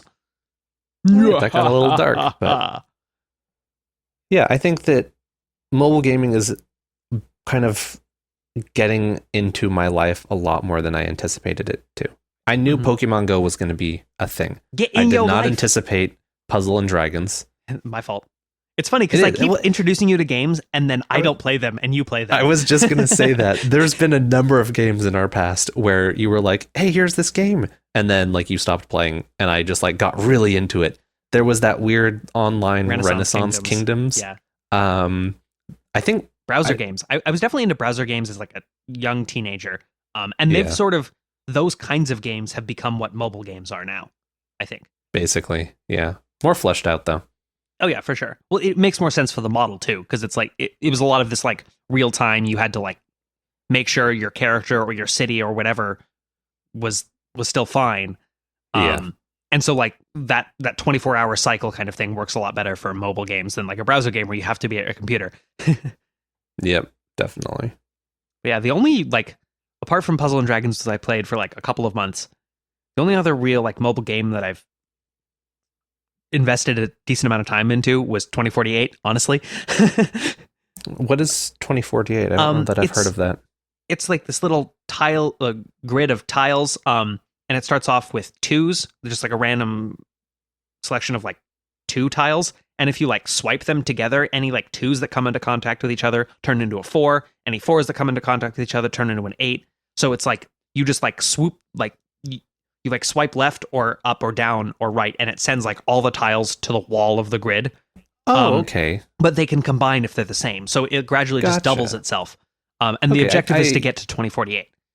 Okay, I have played some iteration of that game on but every time you move, a new tile appears, and if there's no more valid moves to make, you lose. Gotcha. So you have to like, keep it organized and keep your pattern going. I mean, there's a couple of different strategies to do it, although it is random in the sense that there are certain situations that the game can just make you lose, even if you're playing the best strategy, I'm pretty sure. Right. Which is fine. But it also just feels that compulsiveness because, like, the core mechanic is so simple, just swipe, swipe, swipe, swipe, swipe. And it's really satisfying seeing the tiles combine into larger and larger numbers. And then if you can do a move where it's like, oh, you get, like, all these tiles to combine in, like, one swipe, you're just like, oh, man, I just had, like, a gamegasm. I think that's actually an interesting thing because I think one of the reasons I've gotten so much more into Puzzle and Dragons lately is because I have a team that I use consistently, so I know how to play it and I know what I need to match to get like the multipliers. So I can really just kind of go in and just do it and get to see all the damage that I do, and it's a very that sort of like primitive, like you're doing really well and like you're like in the flow of it, you just know what you need to do, and it's really it's minimal effort kind of for a lot of mental reward in that way. Puzzle games are interesting in that way because I would definitely consider 2048 to be a form of puzzle game. For sure, yeah. But like we're talking about the Mario Party one that we really like from Mario Party 3. Just like seeing the blocks explode and like the score numbers appear, it's like it's all just really satisfying in a way. And it's interesting that like we on one hand we talk about like immersive storytelling, open world games as being really really engaging, but just on the other hand like pure gameplay. A lot of games like traditionally when we didn't have these immersive tools to convey a different type of gameplay, you'd have like a puzzle minigame, right? And you'd have a lot of these thrown into RPGs at certain locations, like struggling to think of a specific example. But I mean, The Witcher 3 and Gwent, the card game. Yeah, but I think that's definitely evolved from that. Having a little aside moment to just like focus on some really, really like engaging gameplay. Because puzzle games, you're right, they engage your mind in that way that it doesn't take a lot of effort just to play it, but there's a lot of like satisfaction in completing it successfully. Yeah. I think that's a really good point for sure. And I think that when you have that sort of just, well, I mean, like think of Tetris. When we played the Facebook Tetris thing against each other or like doing that, it's that very satisfying feeling of matching things, making things complete, because like why do people spend hours putting together a 1,000-piece puzzle? It's that like it's a slower version, obviously not fast-paced like Tetris, but it's that maintaining, working toward this goal to complete something. And it's that sense of completion that I think is, a really strong, we derive a lot of satisfaction from that sense of completion. So whether that comes in the form of playing a game of Tetris and matching all the blocks to line up to clear rows, or whether that comes in the sense of a long form, RPG game where you were doing the quests to learn the story and complete the story, it all kind of comes down to that, sense of completion and satisfaction. I think that we all have to some degree. Some of us are more completionists than others, but yeah, I think those of us who are gamers definitely have that urge a little bit more. It's just kind of a natural part of the medium. It explains why I like to line things up on straight edges. It's not like an OCD thing. It's just like I'll see my mouse pad's a little crooked and I'll just like tilt it to like line it up parallel to the thing. I think it to some extent those tendencies are just a fundamentally human behavior. To see we like order. To see patterns and to see we're pattern seeking creatures for sure. Yeah. And people joke about it being OCD, but it's not, because that's like talking about the extreme compulsive level of it, right? But that doesn't mean that the same or similar tendencies can't be present in everyone. We definitely like to see those patterns, and we like things to line up. I remember when I was a kid, I wanted to have all these different Lego figures that I could like put in like similar but slightly different uniforms, so they all like looked similar but like not. Yeah. I think you're right on that one. And playing games just gives us another way to fulfill that satisfaction. Mm-hmm. And you see that like you watch the progress bar of the download, even though it doesn't make it go any faster, but just seeing it move like is better than having it just say downloading and you have no idea when this is going to complete. Yeah, I hate it when you're downloading something and it says like, so many megs out of question mark because it doesn't know. I'm just like, why? Stress. Why is this happening? How big is this file? When is it going to finish? I have no idea. Is the universe going to end before this is finished downloading? Like, oh man. We're just thinking about like, when we were kids playing like the Neopets Flash games that were like 5 megs that you had to download, and like sitting there downloading and like them, waiting for like 45 minutes. Brutal, downloading them over dial-up, just the painstaking process. And then the page stops loading and you're like, fuck. Great, got to reload, got to reset, do it all again. It's going at like 10 kilobytes a second. Oh yeah. Jeez. No, I think it was like 5 actually. Yeah. Something dreadfully slow. Whereas like now literally it's like 5 megs a second, like 1,000 times faster. Yeah. Literally 1,000 times faster. And goodness sakes. Really though, I've always had a fondness for puzzle games. And I know that like back when I was playing this game, you didn't get into it a lot, but it's definitely giving me some nostalgia now. And that the game is Puzzle Pirates. I knew you were going to say Puzzle Pirates. But it was this like MMO where you were a pirate. There was a bunch of islands on the map for each server. And so on each island there were shops, there's like a tavern. You can buy like there was like 10 or 15 different models of ship that you could buy. And if you wanted to sail your ship somewhere, you had to hire a crew for that ship. You could be part of a crew, which is kind of like a guild or, whatever the grouping system is for any other MMO, right? Right. But then, you had to have somebody manning the sails. You had to have somebody like actually navigating the ship. You had to have somebody bilging out water. You had to have somebody doing carpentry. But each one of these tasks was a different puzzle minigame.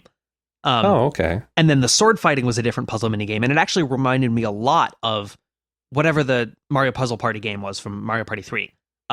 Because like pairs of blocks would drop from the top of the screen. And, I think if you lined up 3 or more or something of the same colored block, they would break. But then because then everything would continue fall, you could do these cascading combos, which I remember having in the Mario Puzzle Party game, right? And then if you did certain kinds of combos, like if you got a 2x2 block, that was one type of sword. And so like these actual swords would appear on the other person's screen. So this like massive one would just like come down, taking up these like, 6 rows in the middle and 2 columns. But then after the next, like if you dropped 2 more sets of blocks, the sword would gradually fade out and then turn into blocks. But you had like 3 or 4 turns where you couldn't do anything with them. So like that's how it would register your attacks. So it was this really cool like 1v1 like dual puzzle game. And so I was really into the game. But it was just awesome how there were so many things you could do. You could actually like be into ship construction. You could I think you could brew ale. Nice. The mini game. One of the mini games that was really fun was having to like wash out and like reload the cannons on a ship. But it actually had an impact, and there was PvP these armada battles where you'd have like 15 ships on either side of these groups of crews trying to take over an island, because the islands were like player governed and player owned. Oh, that's neat. I didn't know that it was player driven in that regard. It was so cool. Like there really weren't a lot of, I mean, there were NPC ships that went around, but all the islands, except for I think maybe like the starting island or something like that, were player owned. And so that's awesome. Like there was income that you'd have from these different shops. And they like balanced out the economy. So there was a pretty even like flow of money into the game versus flow of money out of the game, right? Like to and from NPCs basically, right? Because like anytime you're like paying money to an NPC in an MMO, it's a currency sink in the sense that it's leaving the open gone. Flow of the game, right? Whereas, but when you're just killing like a random spawning, PvE monster and it gives you some rewards, that's a money fountain because it's coming back into the game. So it was pretty balanced out. So you had a fairly stable economy too. And the model that was cool was that it was free, but anytime you wanted to buy like a ship or a shop or something like that, you had to pay basically a tax in like doubloons, which cost like 1,200 gold or something like that. The price fluctuated, but you could buy them with the just like normal game currency or buy them with out of game currency. Oh, so it was a microtransaction model. Yeah. But it was a flat cost. So like if you were to buy a sloop, which is the basic type of ship, the like base gold price might be like 5,000, but then you had to pay 20 doubloons. But gotcha. But if you were to just buy a ship that had already been built, you could just buy it for the money. So the actual value of the ship was like 25,000 or something like that. But like if you wanted to create a new one, so again, it taxed. So because of the way it like affected the economy, you didn't have like a ton of new ships because like you had to either save up a bunch of money or pay real money to do it, right? But then the ships that were already in circulation, you could trade them around and do a whole bunch of stuff. So it was really cool. And especially as a kid who didn't have the opportunity to pay real money, it was nice to be able to play and like not feel like I was missing out on any of the game. That's really cool. Yeah, I know that I missed the boat on that one, but clearly it was a pretty neat game that was fairly player driven from that. And the fact that it had microtransactions back then, I feel like was fairly new. Yeah, actually, I think there were options too. There were two different sets of servers. You could play on subscription servers or microtransaction servers. So if you just like didn't want to care about the doubloons, you could just pay the monthly fee, and it was like $7 or something like that. Well, that's cool. And then just play and not have to worry about it. So there were actually two different types of servers. That's neat. It's definitely one of those games that like I don't play now, but just looking back and looking at the design is one of my favorites. Does it still exist? Is it still a thing? Yeah, it's actually on Steam now. Oh, that's cool. Interesting. I mean, it's fairly like cartoonish graphics, so I think it's like mostly aimed at kids. But I just really like the puzzles, and the economy of the game. You could and in the taverns, you could go and have like sword fighting tournaments, and they'd like do all these brackets for you. There was a whole bunch of other like tavern mini games as well. That you could awesome. Set up tournaments, and like some of the prizes for the tournaments would be like hundreds of thousands of gold because you'd have like 400 people entering in these tournaments. You could have like an entry fee, etc. People would would sword fight each other and like bet their ships on the outcome. That you could play poker. It was super cool. That does sound really awesome. As I go on a like massive rant for like 30 minutes. No, I mean, it's cool to hear how in depth that game was for it being fairly old, or at least back then. So who knows where it's at now? But that's really neat. I didn't know how in depth and how player driven it was. I always appreciate player driven games. Like that, especially in more of the MMO setting, where the players have control. It's not necessarily the game world having control, or like having a balance there at least. Talking about the Mario Party 3 minigame made me think in Mario Party 10, which I played and streamed some. I don't like the Mario Party game itself. It's weird. But they had some mini games, and one of the like side games was essentially a marble version of the Mario Party puzzle game. So instead of having very specific like grids, like Tetris-y, it was marbles, and so you kind of had to like you dropped them down the same, but they would roll, and there would be physics and gravity based where they would land. It was kind of fun, but I don't know if I liked it more than the puzzle game from Mario Party 3. Yeah, definitely the sword fighting game was the one puzzle game that I've seen that has been most reminded me of Mario Puzzle Party, which is why I thought of Puzzle Pirates today. There was something else too. I'm totally blanking on this. Crap. Well, that's fine. I think at this point anyway, we could probably move into doing mystery sounds. So yeah, for sure. Oh no, just thinking about the player driven and the player owned buildings and stuff. That's actually kind of was exciting to me about Rust initially. And especially we were talking about the trading capability of building up those like trade safe locations. Definitely really reminded me of that. And I agree that I think that's something that's been missing from MMOs in general is the ability to have like almost entirely player driven communities. Like, you have like games like WoW, for example, are these weird hybrids between like so much of the world is PvE, but you just have a shit ton of people in it. But then you have like more purely multiplayer games like Call of Duty, for example, like where you're just like running around in an arena and shooting each other. But like, putting the NPC elements in the game allows you to sort of enforce a certain dynamic, right? Because like you have to then interact with the environment. But if it's all people, then you just get the chaos of people just running around and doing whatever, and it's hard to like actually understand and design that game dynamic, right? Yeah, that's why I'm definitely interested to see, like for Rust, as they continue to add these more community based abilities, like the trading system, how that affects like the communities that evolve on servers. Because I think part of it has to be this like marriage between the game mechanics and how you interact with the world too, or else like you can either get chaos or you can get like a really stagnant world. But it's really hard to find that balance where you have a truly dynamic and player driven world. Right. And I think that's what's cool about Rust in the sense is that it's going to vary from server to server. Right. Depending on the community that's there and depending on, how it exists. And it'll probably vary month to month because it resets too. But yeah, I'm excited to see. I'm also excited to see them add like more PvE content to Rust. Mm-hmm. And I don't know what shape that may take in the future or if it will happen, but it'll be interesting to see for sure. It'll take a rusty shape. I don't know what is a rusty shape? A sword that's falling apart? Sure. Something like that. Why not? Well, those were some mysterious sounds that could only vaguely be called humor. Now let's move on to some less mysterious sounds that we can very specifically say are from video games, but maybe not which video games. There you go. That was a good segue. Good transition. Well done, A+. Why no doctor?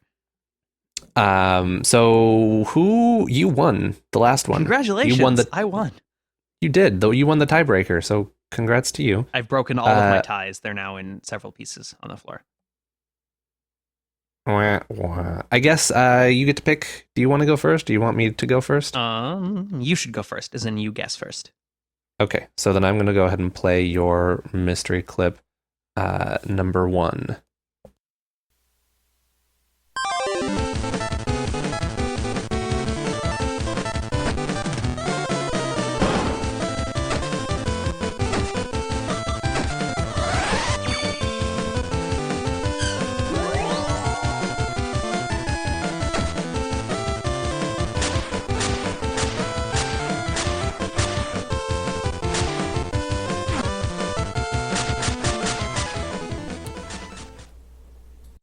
I like it. So I knew what that was from, and then a sound happened in there that made me question it, but then I went back to knowing what it was from. It's from Summon Nights.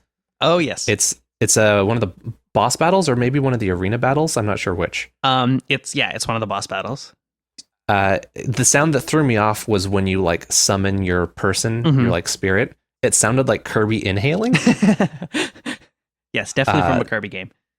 But yeah, so there you go. Look, we talked about that. We have started the trend again or something. And it was actually from the Parista fight. That's the final one. Well, it's sort of the first final boss. Because true, there's like, you go down to like floor 50 or something, right? And then that's where the final quote-unquote boss is. But then the story ends. It's the final story boss. The story ends and there's another like 50 levels of the dungeon and another final boss. But it's sort of like the secret boss, except it's not really a secret. I don't know how to describe it. Yeah. But yeah, the final story boss. So yeah, I've actually given you a Summon Night thing before. And I had to check to make sure it wasn't the same music because they sounded really, really similar, but they actually are different despite sounding like almost exactly the same. It's kind of amusing. Yeah. So, yeah, I got that one correct. Ding, ding, ding, ding, ding. Oh, that was weird. I said it. But I clicked the thing. I know. Oh, dear. Confusion. Okay. There's ding, ding, ding in harmony. I was harmonizing. Right, making the fancy thing happen. Okay, so now I'm going to give you my first mystery sound.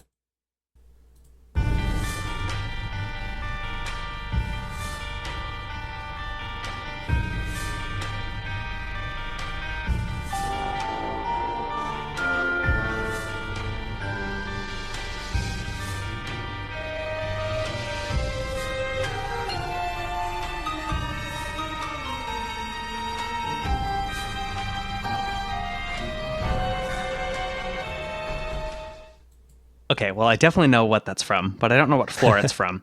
So it's from Binding of Isaac. Yes. I'm assuming Rebirth, just because that's what I've played the most. Yes. I think that's the ba-da-ba-da-ba-dum. Is that like the alternate music for the first floor? I think. No. Cellar. Okay. I don't think so. Then it's probably from, I think, the Catacombs. It's actually the main menu music. Oh. Okay. Well then, poop. So I don't know if that is an alternate music for something or not. Yeah. Well, so the first floor is the basement, and it can turn into the cellar, and it has different music. Like once you beat the boss enough times, it turns into the cellar. Okay. But yeah, what clued me into the fact that it was Isaac was the da da da da da da like little like thing lick in the end of the melody. Like, oh yeah, definitely know this is Binding of Isaac now. I've heard that way too many times. Yeah, I figured. And yeah, and it's from Rebirth, so. Ding ding ding. Yeah. There you go. All right. Nicely done. Nicely done. I figured you wouldn't have any problem placing that just because you've played Binding of Isaac quite a bit. You put me in my place. I'll now guess your mystery sound number 2.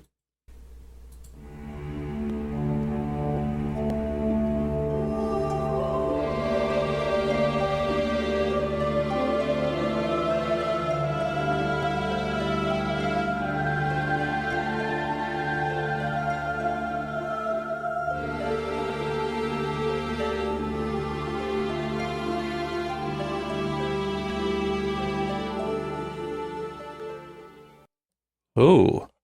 All like spooky and dramatic sounding. So this one actually has me kind of stumped because I can't place it specifically.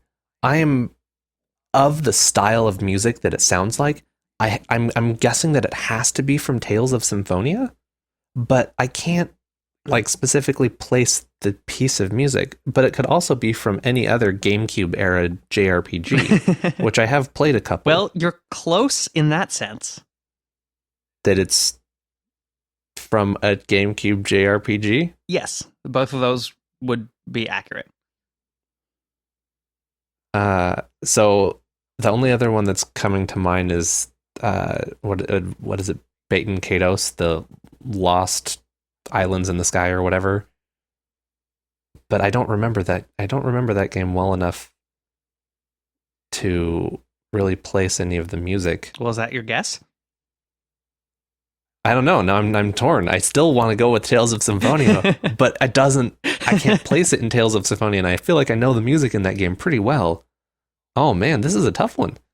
Let's go with the Baten Kaitos. You'd be incorrect. Oh, dumb. Do you want to keep trying, or should I just tell you? Tales of Symphonia. Still incorrect. What other GameCube era JRPG games did I play? Oh my goodness, I can't believe you're forgetting this one. We talked about the franchise. What? Just today? Yes. What? Do you want me to tell you? Is it from Fire Emblem? Yes. Path of Radiance. Oh. Well, there you go. Because I remember you definitely played that, right? I did. So here's the thing with Path of Radiance. I had it. I played it. I only ever played it once. And it was great. I beat the game. At some point, I lent it to one of my friends. I had to have. because a couple years ago I was looking for it and I couldn't find it anywhere. That sucks. And it's a really rare GameCube game now, and I was like, dang, I want to have like a fairly complete collection of Fire Emblem games. Like, what do? And actually, for Christmas, my girlfriend got it for me from a local game shop that happened to have it. Oh, that's awesome. So yeah, now I have it, and I'm actually planning to stream it at some point, because again, I've only played it all the way through once, but there you go. I need to play it again because I don't remember the music well enough. That's from like the opening menu cutscene. So it's like not the menu music, not actually from like the game itself, I don't think, but It's like the opening cutscene where they sort of like go over the story. Okay. Well, at least I'm proud of myself that I was able to place the music in an era. And like a style, like that kind of that makes me happy. At least I wasn't super off. It's not inaccurate to say that's a JRPG, right? I mean, it's not like a JRPG in the traditional gameplay sense, but as far as the story, yes. The story and the style, it's more strategy game. But yeah, I get you. Well done on stumping me on that one. Good job. Like, I mean, would you consider like Final Fantasy Tactics to be JRPG? Because it's like a Final Fantasy game, but it has like the same combat. Hey, do you remember Eternal Eyes for the PlayStation 1? Oh, yeah, kind of. What wasn't that like similar kind of gameplay, but it was like monster summoning? Yes, it was very similar gameplay, but it had this game mechanic I don't remember super well, but you would like battle monsters and you would be able to like tame them and bring them along, but it had permadeath for the monsters. Oh yeah, I remember like you played the crap out of that, but I don't think I played it a ton. I never got very far with it, and my PlayStation 1 started like not functioning very well. So that's something I'm gonna have to go. Yeah, I didn't even really remember you had a PlayStation. It must have been because it like broke or something. It didn't break. It just like stopped working very consistently. So I mean, I But Eternal Eyes was a really interesting. I guess if we're talking about JRPG, I would classify it as that, even though it's the tile-based strategy game that had a really interesting story that I can remember. So I'll have to revisit that and see what that's like. That's cool. Well, thank you for making me think of that. I appreciate it. There you go. All right, I'm now gonna throw your way my second mystery sand. So you're what? You're 1 and 1? Yeah. All right.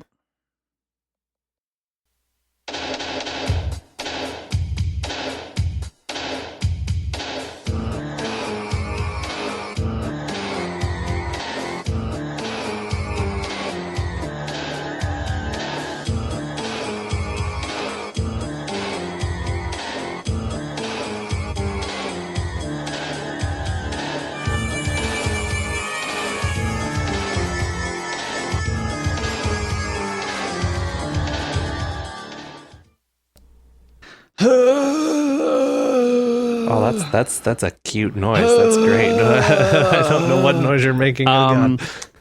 So I think this is from Super Mario 64. All right. I believe it's one of the like lava levels. I think that's my guess. That's your guess. Okay. Well, you are correct that it is from Super Mario 64. Yes! So I'll give you that. Ding ding ding. However, it is not from a lava level. Then I think it's probably from one of the Bowser levels. Yeah, it's the Bowser fight. Okay. Or at least the first 2 Bowser fights, because the third one has like evil organ in it, but his evil organs? No, organ, like the here's my heart. Look how black and twisted it is. It's my evil organ. Yep. Well, people referring to their organ generally refers to a different part of the body. And moving on. So good job. You're 2 for 2. 2 for 2. So wait. Oh, now we're on to your third mystery clip. Yes. Oh shoot! I got to get this right. Generally, 3 comes after 2, but before 4. Before 4. Okay. I appreciate that. Thanks for the math update. There, good sir. Critical math update. Install now. No. Stop. You're done.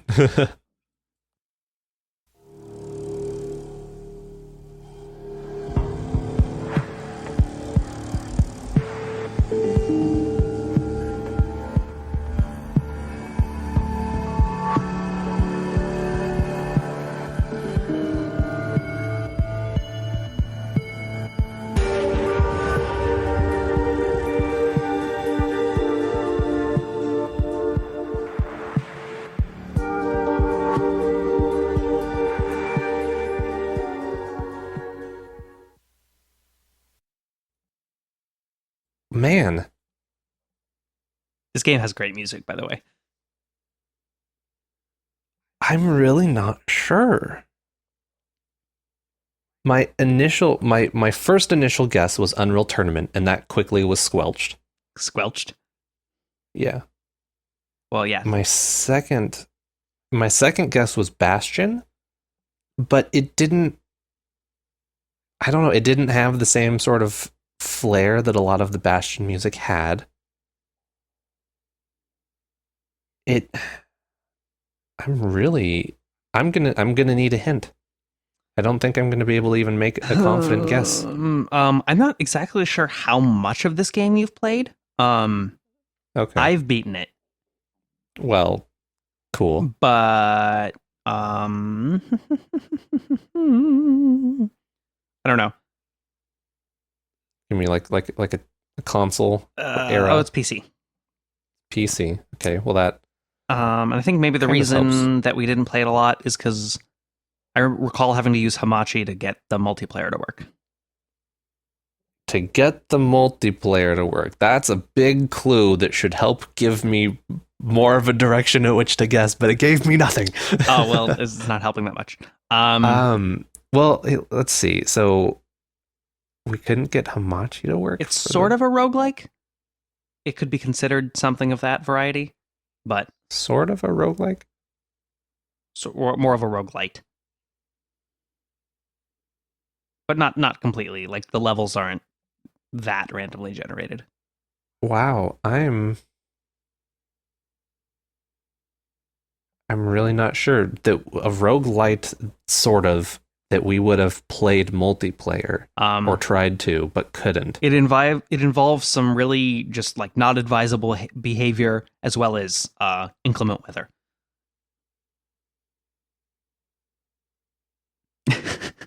What? Sorry, that's just a really terrible pun-based hint. I figured that it was a pun-based hint, but inclement weather. What the heck? I have absolutely no idea. All right. Well, do we want to give you a merit for this, and I can just tell you? I'll take the merit. But I want take the merit and like it. I want to see if I can actually get this. Like at all. I have no idea right now. So I'll just tell you about the storyline. The storyline involves you were on some sort of cargo ship, and then some bad dude came on the ship and blowed it to heck. And then so you crash landed on this hostile planet with a bunch of monsters. And you have to fight your way through various levels of the monsters to get back to the ship to kill the bad dude. But I don't know if you ever got that far. Still not helping? Nope. I'm helping. I think you're probably just gonna have to give it to me. Okay. I'm not able to place any of this. The game is Risk of Rain. Oh my goodness. Okay. I just knew that like your next word was gonna be oh. You know, I did play it a bit. I didn't play it a ton. But I don't know that I ever really noticed the music, to be honest. Yeah, it's a little it's kind of when you're actually playing the game, it ends up just being a little bleak and ambient. But that's because that's very much like the atmosphere of the game. But that's right. From the menu. Okay. Huh. But yeah, it just the reason I like the music is because it really just like plays off the very bleak atmosphere very well. Yeah. Especially as you get like later on into the game, it's got this sort of like epic, like impossible task. We're all gonna die. How can we possibly ever survive this situation? Kind of like feeling to it, but in the like kind of like melancholy, almost like depressed way. Right. Like, you know, like almost like the ending of Reach, right? Where you're just like, all right, let's just like fight through all these waves of enemies because that's all what we know how to do, but we know we're gonna die. Yeah. Like, yeah. Huh. That's cool. It's been a long time since I've played that too, and I didn't play it a ton, but well done on the stumping me. Good job. Yeah, A plus material the stump there. Out of you today. No more stumps left for you. You're gonna have to cut your trees down on your own, I guess. All right, tree trunker. Thanks. Yeah. So I mean, you've won, but I'm gonna play my last mystery sound for you right here, which I have a feeling you'll get, but we'll see. Who knows? Stranger things have happened.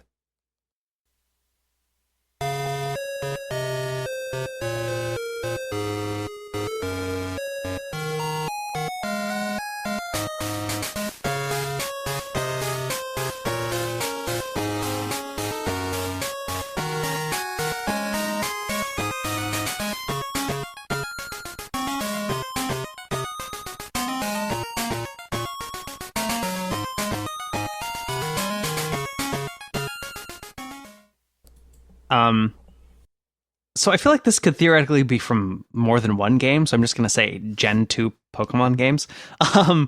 Okay, yeah. Because, like, given that I played Gold and you played Crystal, I'm pretty sure it was this in both games. Because I know it's one of the city's music. I don't remember which city. Do you have a guess? I feel like is it like the port city in Johto? Ooh? No. Or is it like the big city that has the breeding area in it? Where the daycare center, I mean. Oh, yeah. Yes. The Goldenrod City. Goldenrod City. There we go. Thank you. With the market and things. Yeah. Ding, ding, ding. I remember because that's where I rode my bike up and down trying to hatch my egg. To hatch the egg. Yeah. Oh, yeah. You know what's funny? In my last playthrough, I never went to the daycare center at all. I went right past it. Because I didn't really care about it, but yep. That was the corridor to just ride bike up and down, and down. Yeah, because you'd like stick some Pokemon on the daycare, pull out their egg, stick some new Pokemon in the daycare, have just like one guy in your lead and just ride up and down with like 5 eggs, basically. Yep. There you go. Look at you. Breeding maniac. Yep. I had my little Eevee harem. Just all the Eevees. Excellent. Yeah. So I like totally kicked your butt today. I'm a little bit. I'm the greatest winner. Good job on that one. But yeah, I want to take a moment to also say sit right there and tell you how you became the Fresh Prince of Bel-Air.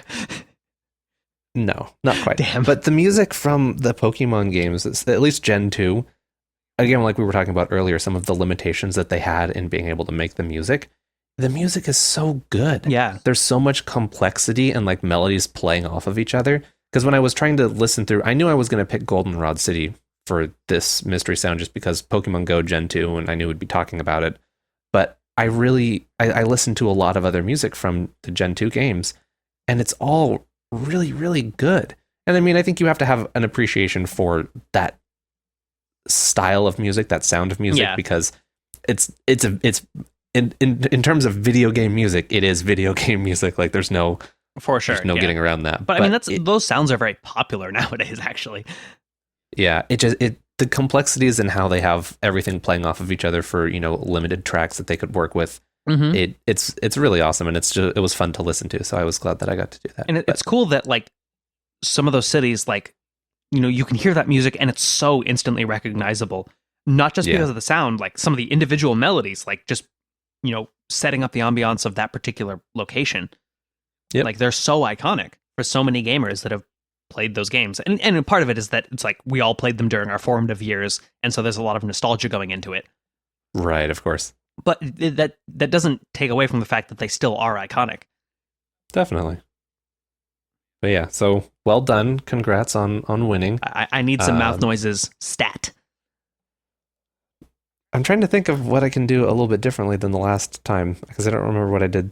Man, you won twice in a row. Bummer. Okay, let's see. Wow.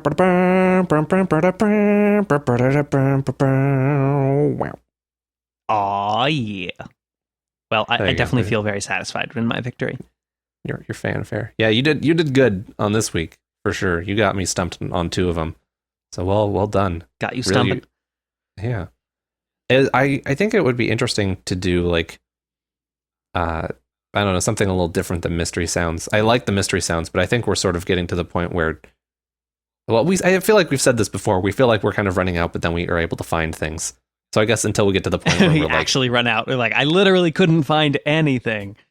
Yeah, but I like, it could be even the thing where, so for example, we say Gen 2 games, but like I say, this is from a Gen 2 Pokemon game. What is it from, like, in the game? Because it's something we've played more specifically. But that could get a little complicated. Who knows? In any case, congrats on your win, and we'll go ahead and wrap things up here for our 9th episode. Oh, not that kind of wrapping. I think you did that at least 3 other times. Every single time I've ever heard the phrase "wrap this up." Yeah, probably. Yeah, I wouldn't put it past you. But yeah, if you've enjoyed this episode, please check out our Twitter at tuneintogaming. Yeah, or if you want to get into contact with us outside of social media, you can shoot us an email, tuneintogaming@gmail.com. Whether, suggestions, comments, just say hi. Like, that'd be cool. Just 2 letters, like HI, send. Like, you can do that too. Yeah, That'd be fine. That's just like half the emails I send, especially at work. 2 letters. Yeah. HI. But it's the right 2 letters. That's what's important. It could be SO or OS or IT. Yeah, I'm a little so-so about that one. Okay. Well, anyway, this has been Tune Into Gaming.